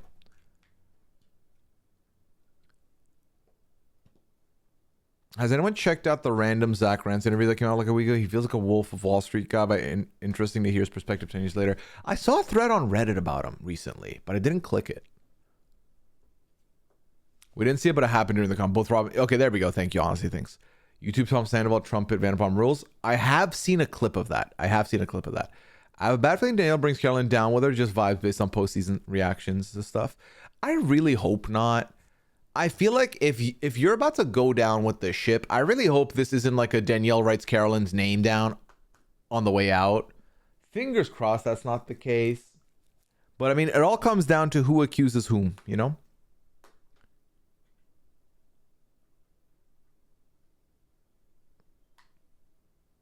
Do you think Carolyn was right not wanting to recruit? Yes. Let's walk through the mindset, right? For one thing, and I broke this down a little bit yesterday. So right now, we are left with 9 people in the game, right? We're left with Sam, Ivar, Dylan, Tom, Dolores, Carolyn, Gabby, Danielle, Brittany, right? Right now, the overwhelming conversation that we're seeing in the castle is there is a woman in that turret. There's a woman in that turret. So that means, and you do see Dylan when he's confessioning about the bookcase, he does say, the boys we figured out we're probably all faithful left, right? So that means that no one is sussing Sam, Ivar, Dylan, and Tom, right? They might vote out Tom because he's annoying, but they don't think he's a traitor. That's 4 people off the board. As far as recruiting, the biggest mistake would be to recruit a man right now. If you recruit a man, you might as well give him part of the check because I feel like they're going to win. You don't want that. Then we shift to the 3 women that could get recruited in Brittany, Gabby, and Dolores. They both agree Dolores is also super clear as faithful. There's not going to be sus on Dolores, which means that even if they're voting women out back to back to back, Dolores is going to be the last woman voted. So they're fine. That leaves Gabby and Carolyn, Gabby and Brittany, which is exactly where we end the episode. And Carolyn is like, I don't want Brittany in here because you two are going to try and push me out. I think that's a fair thing for her to see. So I think they're going to push me out. The other thing is, if Carolyn wants Gabby in that turret with her, she, I think, realizes we just have to survive like one round table. And Danielle might leave and I can just recruit then. But right now I want to murder. I think the biggest issue with the idea of even recruiting this week was that Sierra went home with the shield and most of the people in the castle know this. Like, if Sierra got the shield and didn't reveal to the rest of the group, like if Danielle didn't know Sierra had it, Brittany, like no one from that group of 5 knew Sierra had it, then we have a ball game. Because then you could recruit and then people would be like, oh my God, they tried to murder blank and blank is still here. Because the fact that no one can stand up and claim they had the shield this next morning means that they will 100% know it's a recruitment and then they're back at square one anyway. where now they're like, okay, we're gonna vote out. Like, I think Carolyn would still probably be fine, but I think for Carolyn, if she wants to recruit Gabby, she just has to wait out Danielle. I think she knows Danielle is going before me right now. If I stick to what I'm doing, I can recruit after that. So there's no point right now. And I think Danielle making it seem like initially we can recruit someone to push him out, and then being like, yeah, but let's recruit Brittany then because she's game savvy. It's like, that is not the sell you think it is if the plan is to get rid of her. You don't want that. So don't the funds you start with the 6 to 5 murder, then do 5 final mission, 5 4. That would mean only one person will leave all in one. No. So here's the thing, Red Wings. I think, and I thought about this format. So this was episode 8, right? Next week is episode 9. Then we got 10, 11 is the finale. So in episode 9, we go from, so let's say there is a recruitment, no murder. We go from 9 to 8 in the banishment, then go to 8 to 7. What I'm trying to say is you can 100% have the finale be from 5 to 4 and then the final fire of truth. All you'd have to do is have a mission for the 5 before we go into the round table. You could do that. So, yeah.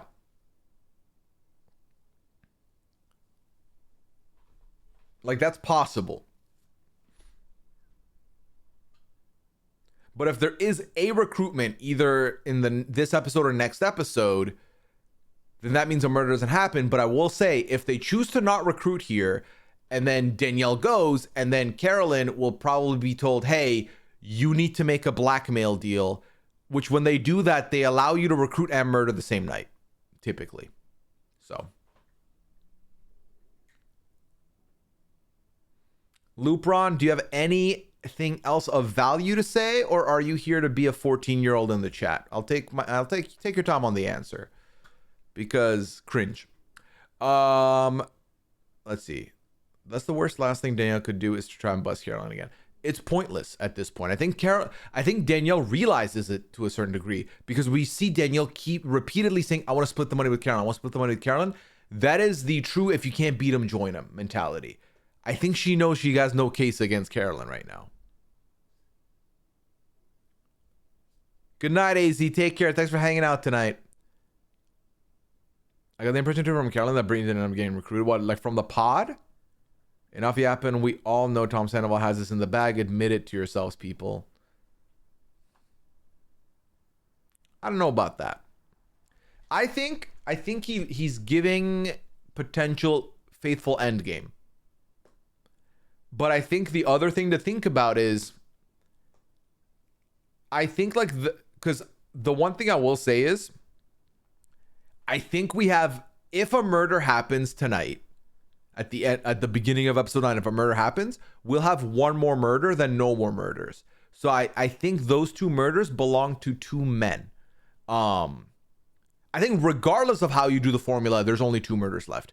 And I think Dylan called that shit. I think the murders are going to be Dylan and Sam, or Dylan and, I don't fucking think they're going to get, I mean, they could get Ivar. I think that Sam, Ivar, and Dylan are the candidates that could get murdered in the next 2 rounds. I think Tom is the man that is not going to get murdered, because the hope is you banish him. And I think there's every bit of chance he makes it to the final fire of truth and then gets voted out there. Imagine he's in the winners. That would be wild to me. So there's 3 episodes left, and then 1 episode will be the reunion. Episode 12 is reunion. But 5 to 4 will be the murder, then still the final roundtable at 4 before the fire. No, the final, in my head, there's only 2 more murders. There's only 2 more murders. That's it. They're not going to do more than that.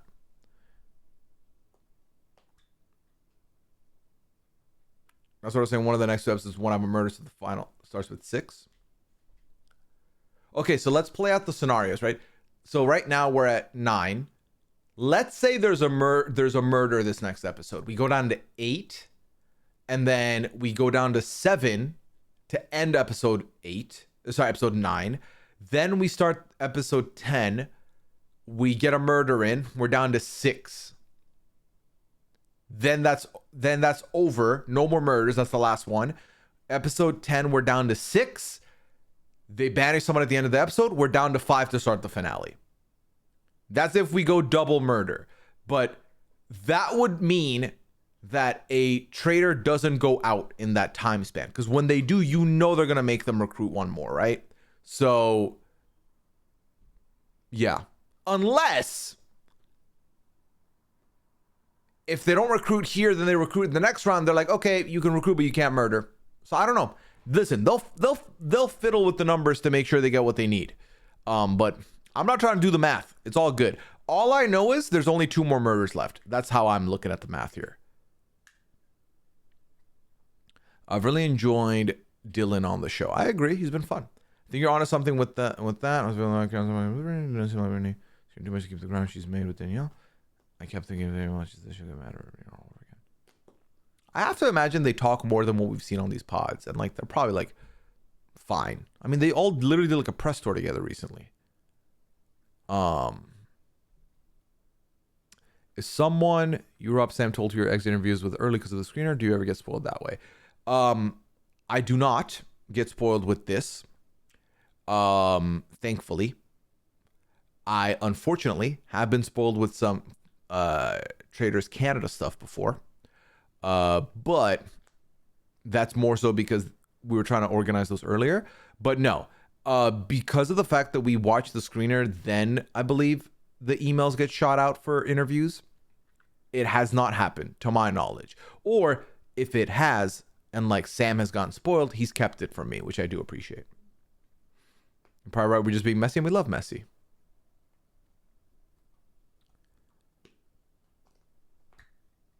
That Freudian slip from Tom was so funny. First of all, funny not because of what he said. Funny because they were ready. Everyone that was at the wings ready to dunk on the man, and I was here for that. All right, Chow. Thank you for the 22nd month. Keep your thirst elsewhere, my friend. What are you doing? No, but thank you so much. Appreciate it. Pixie6, welcome in. Welcome in, welcome in. All right. Any other questions on the Traitors, my friends? Before we potentially move on. Pooya said was accurate. That's the telling. Yeah. Like, it's happened. Maybe not every time, but it's happened. But thankfully, it gets kept from me.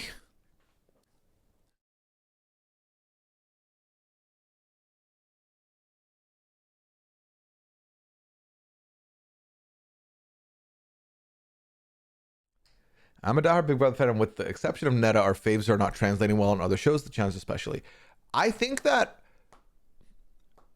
Think of how many people have been able to cross over to different shows and do well in all of them. And Cerie's name is up there. Like, hang the jersey in the rafters. Any show you give Cerie, she excels at. But I think that, to me, ultimately, it's a combination of things. One, not every person is a jack-of-all-trades type of person where they can fit in many, many groupings. The second thing is these games are very different from each other. And they're not the exact same. But even I would say on the challenge, we've had a couple of Big Brother winners on the challenge, actually. But as far as Traitors goes, I think it's a combination of a couple things. Number one, I think the players that got brought into the Traitors from BBUS, what I'm learning is I don't know if the Traitor role is best for a Big Brother player. I think a faithful spot might have them excel better. I would say even Danielle, that's getting dunked on by quite a few people. I mean, we can say whatever we want. Danielle is the most successful Big Brother player to be a traitor in the US franchise. And I think that there's something to be said about the mistakes she's made along the way and the fact that she's still there. It's huge. Like, most people, if they fumbled these many things, they'd be gone so early. And I think it's a testament to the fact that Danielle has made good social connections, like I said, with a Dolores, with Brittany, with Dylan, that she's been in a good spot. No, canonically, Cerie doesn't count as a Big Brother player because Cerie did the Traitors first, then Big Brother. I'm counting the Big Brother to the Traitors pipeline, not the Traitors to Big Brother pipeline, if that makes sense. Do I have a favorite nursery rhyme? I don't. I fuck with the row your boat. Yeah. What are the tests for all traders games that a trader wins versus faithfuls? Coco Honk, without getting into spoilers, I'd have a hard time telling you that. I did something of the sort recently. On the finale podcast of UK3, I broke down that statistic. So, but I don't know off the top of my head. I've forgotten already. Predictions on next management. I think Brittany needs a miracle.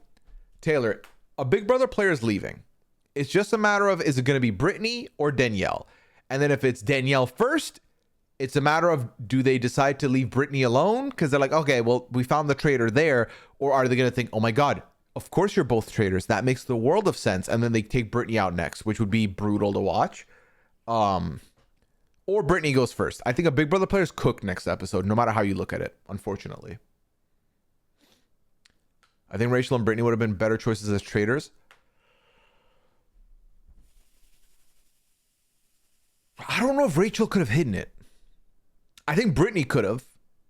Maybe. I think Brittany could have. Maybe. It'd be different. It's very hard to predict.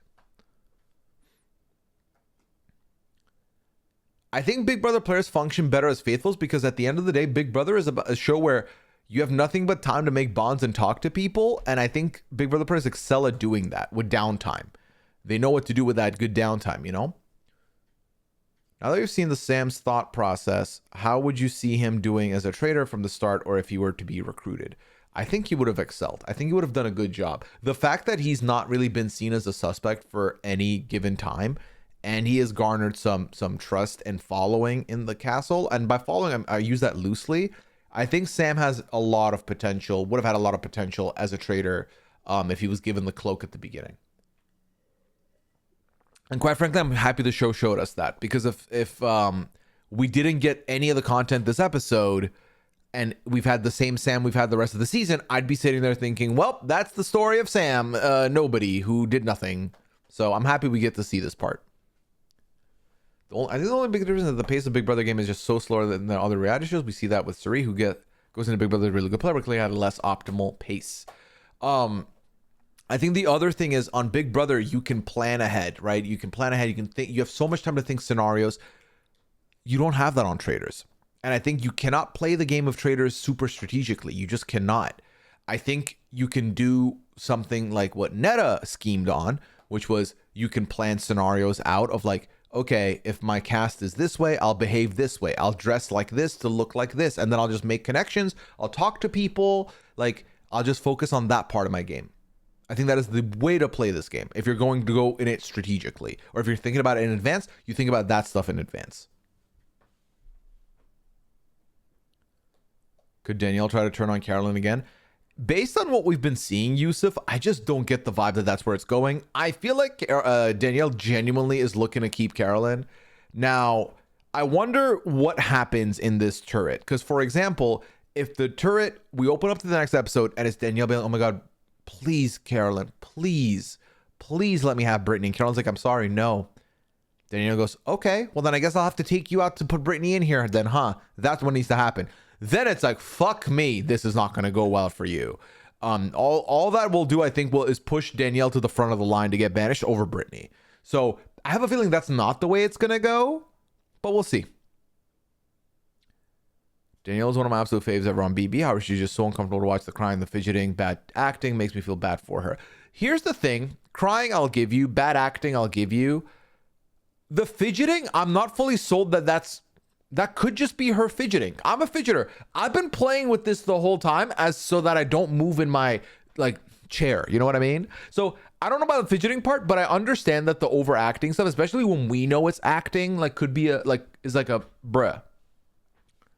But I mean, I've said this last year with Dan. I'm like, for me, if you come onto a different show and you don't perform well, or I don't like you on that show, it doesn't change how I feel about you on the show you were on originally if I liked you there. Unless you do something like toxic or problematic, then bye-bye. I drop you completely.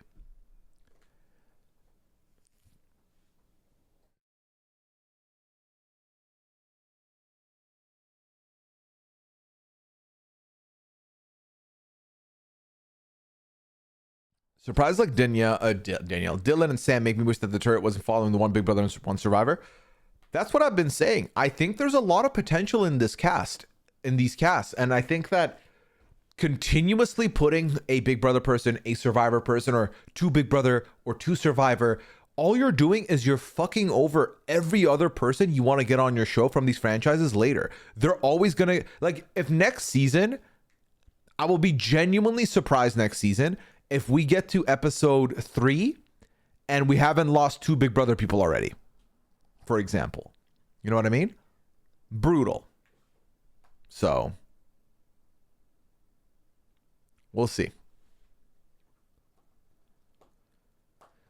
You have to lay low and let big personages go after each other. 100%, but you can't lay like super quiet low because then you'll get in trouble for doing so. But yeah, I think that's what Daniel's on doing, trying hard to have an end game plan and working towards a tunnel vision. Exactly.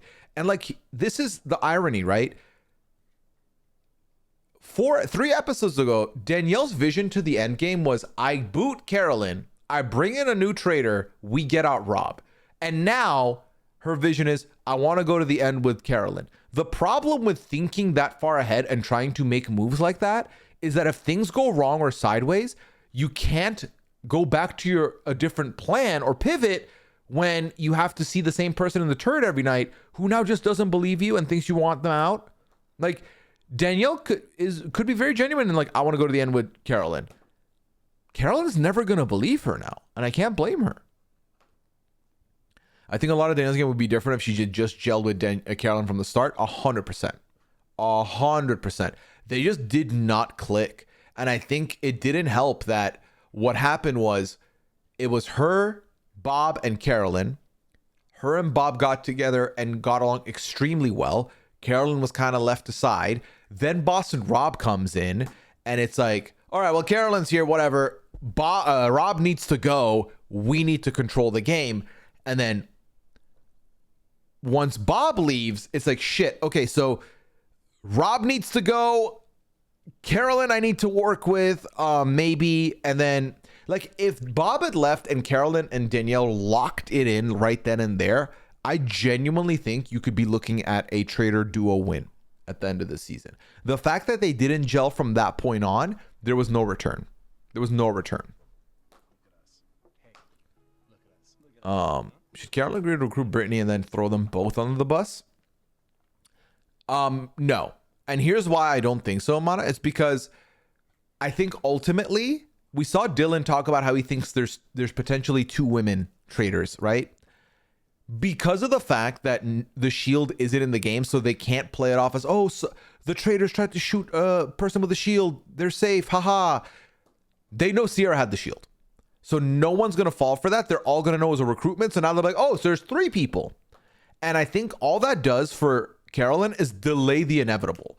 And that inevitable is that I think Danielle and Brittany are both going to get banished, especially if Brittany goes first. So for Carolyn, it's like, let me just murder one of these boys. Let me get the boy out here. Then we get out Brittany. Then Brittany's not a traitor. Then we get out Danielle. And then we'll get another boy out. Like, I think it's a way better path for Carolyn to just let them go that way. Because I think the issue of recruitment not being hidden is the problem. If the recruitment was hidden, I 1000% think at that point, you could say something about, okay, maybe that's a good strat. So.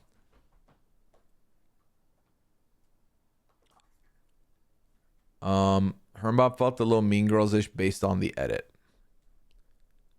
Oh, in the beginning, that's how I felt as well. When they asked Carolyn what Alan was wearing at breakfast, I was so nervous for her. So I will break the illusion here a little bit. So Brittany and Carolyn were talking about on the podcast about how that was edited to make it look weirder.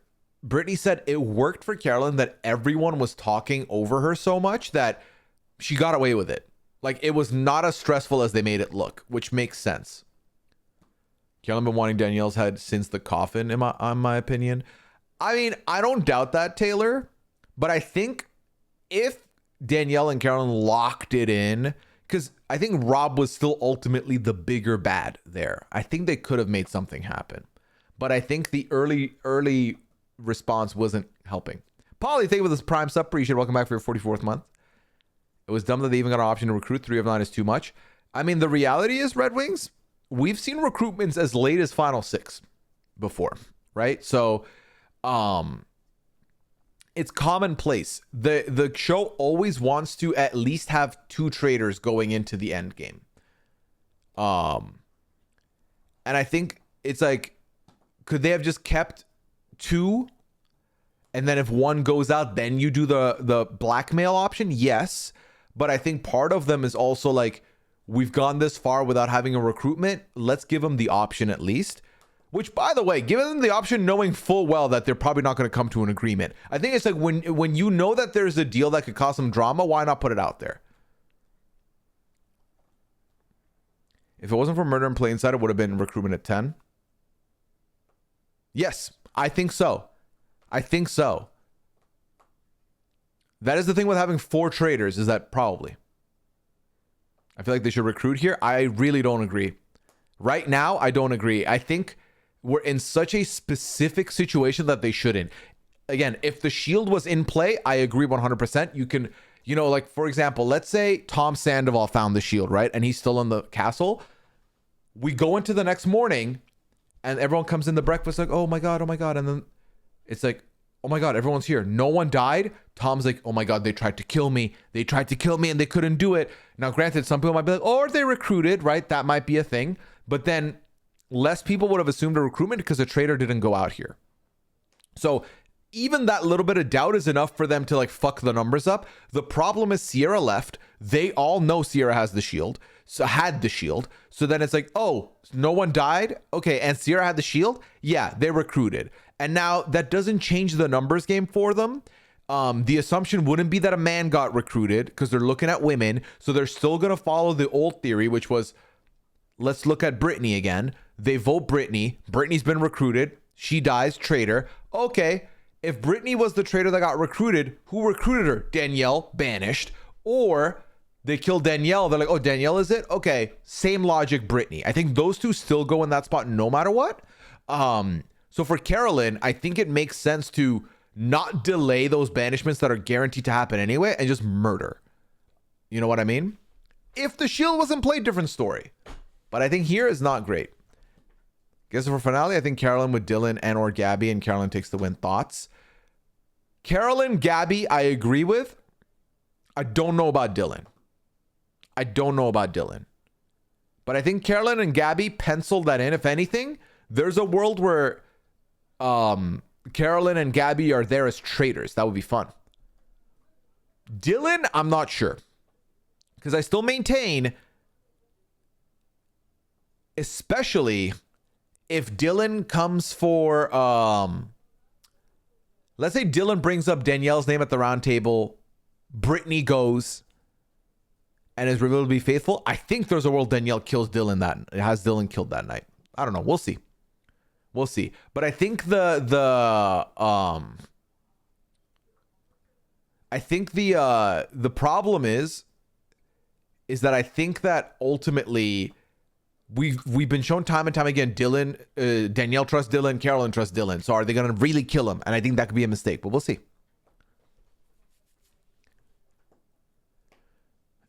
Which is funny because Danielle's the one that knows exactly. So the fact that Danielle wanted to recruit was mind-boggling to me.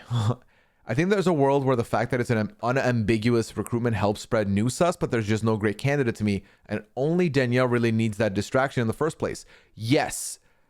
But then the problem is long-term parking that Danielle's looking at Brittany as the recruitment.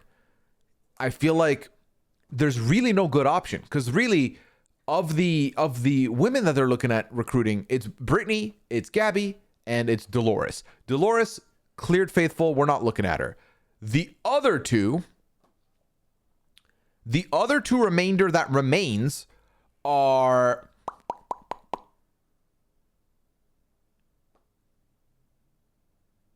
Gabby and Brittany, which they each have a pick in the turret, right? She has Brittany, Carolyn has Gabby, and I think they don't want to give either one. I think if you recruit Gabby and then push Gabby's name out immediately, that could help you, but I think your goose is cooked regardless still. Because I think the biggest piece to this puzzle is that There's not a lot of places to hide if Dolores is hard cleared and no one's looking at Carolyn. It's Brittany, Danielle, and Gabby. And the only one that's saying Gabby's name continuously is Dylan. To no findings. So. Love the TikTok limit Danielle and Caroline. I agree. Do you know what draft picks you have left in our draft? I know I had Danielle. Did I have Danielle Reyes? I think I'm fucked is what it is. I think I'm fucked. Who do I have, Matt? Tell me. Just tell me at this point. I don't remember at all. I was like, do I have Danielle? I'm even doubting that. But I think I do. Danielle, Ivar, and Dylan. Okay, well, Ivar ain't doing shit. Danielle's not winning. Dylan is the only shot I have at a victory, going back to back. So we'll see. We'll see. Who won the draft last time? I believe myself and Matt shared that victory. Correct, Matt? One more question on the forum. Let me see if that's Traitors related. Not Traitors related. And question asker, I don't think so. I don't know why you think that. I don't know. If they choose a man to recruit hypothetically and push Brittany out, would that cause them to reassess their thought process? I think the problem, Yusuf, is that it sounds like it sounds like they're looking at going for women anyway. And if they recruit a man, right? So let's say they recruit Dylan for this exercise. Oh, me and Scally shared the win. All right, Matt. Who you got left then? If they recruit Dylan and then they go ahead with this round and Brittany gets banished, right?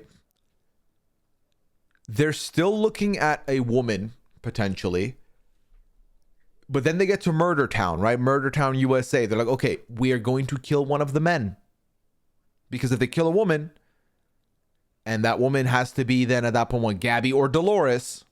Dolores is cleared faithful. Let's get rid of Dolores. Then the odds of a woman going increases. But then on the other side of the coin, if they murder, let's say, a Sam or an Ivar or a Tom Sandoval, there's 2 men there. There's 2 women there. There's 3 traitors. 7. Hypothetically, if Carolyn has Gabby and the 3 traitors work together, they could take control, but it's near impossible that that scenario would play out the way it does. The way it plays out to me is that they're never looking at a man again. They're going woman, woman, woman, and then you're basically giving the man who got recruited some money. That's how it feels to me. I have Brittany, Carolyn, and Gabby. I feel good. Scally has Dolores. Scally's not winning. Matt, I think you have the best shot of winning. Then it's me with Dylan. Then it's Scally. I felt like Ivar was the one pushing women. I don't know. Maybe the rest would go by logic. Well, no, even Dylan brought up women in the little bookcase. Because Dylan brought up how amongst the 4 guys, they believe them all to be faithful. So they think there could be 2 women who are traitors still in the game.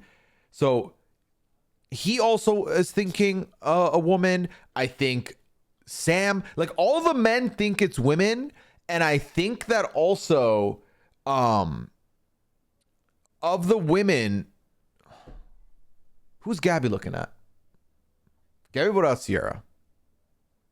Gabby's looking at Brittany and Danielle. Gabby's looking at getting rid of Brittany or Danielle, right? She's looking at that connection. So it's looking tough. It's looking very tough, which is why I think they should still keep voting out the men, but there's so little places to hide, unfortunately, for Danielle. I still think Carolyn is, if the power ranking is who's most likely to get banished, I think Carolyn's right next to Dolores as like one of the last women you might be looking into getting rid of, which is why you have to keep getting rid of men, because ideally you get to the final 4. You get to the final 4 with 1 man, if that. That way y'all can get rid of the man immediately. Like if it's Carolyn, Gabby, Dolores, and Tom. You get rid of Tom at 4, easy pickings. Now, if you and Gabby are unsure, you can get rid of Dolores and then you take the money. Like Carolyn takes the money, but that's also if Gabby isn't the one recruited, because then you have easy pickings money. So yeah, That's what it all comes down to. That's what it all comes down to. Bram, bram, bram, bram.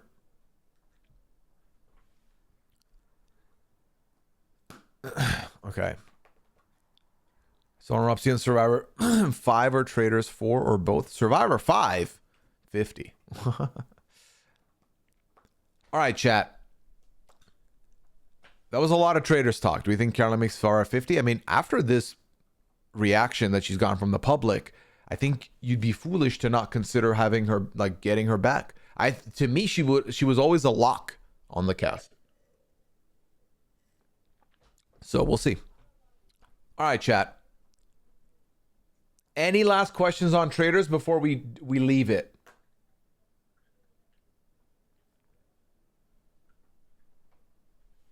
Before we drop back into regular chat, which heads up, I will be leaving soon.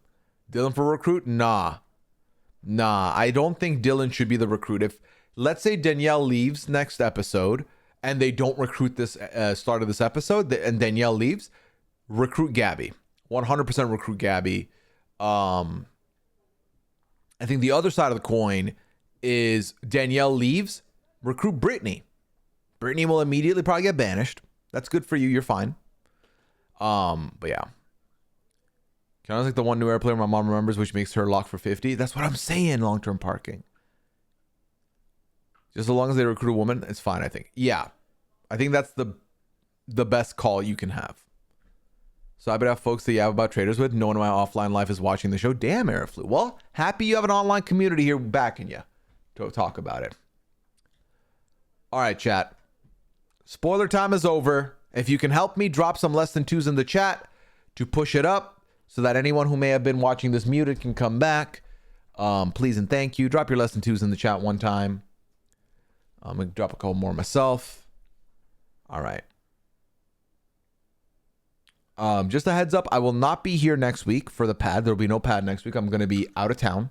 So we will have to talk about the Traitors at a later date at that point. But I will be on the podcast, so check those out for sure. All right, chat. Where are you headed? Going away to hang out with some family. Some family time. It is my birthday week coming up. My birthday's next Saturday. So it's a nice little vacation mid-February. You know what I mean? Yeah. 2 weeks in a row. Yep, Mikey. Listen, good news is, sounds like you found many places to marble up. All right, chat. Thank you so much, Can of Biscuits. I will be back. We will do some streams, obviously, that week. So we'll get to talk about everything that went down. I'll give you my my story time, as we always do after a trip. But for now, chat, I think I'm gonna head out for the night. Still have to get my packing done before I go to bed. And other than that, just make sure everything is in order before we leave. I have to pack my computer, my microphone, my camera, my mixer for my audio. I still have to pack all of that before I leave. So gotta make sure I get those done. Thank you. I hope you had fun, chat. We'll be back soon. I will try my best to get a Goose Goose VOD going for this Sunday, but I might not, just a heads up. So in the event that doesn't happen, I apologize in advance, but there will be Goose Goose Live next week, next Sunday. So we'll figure out where we're going with that, okay? Thank you, chat. Hope you had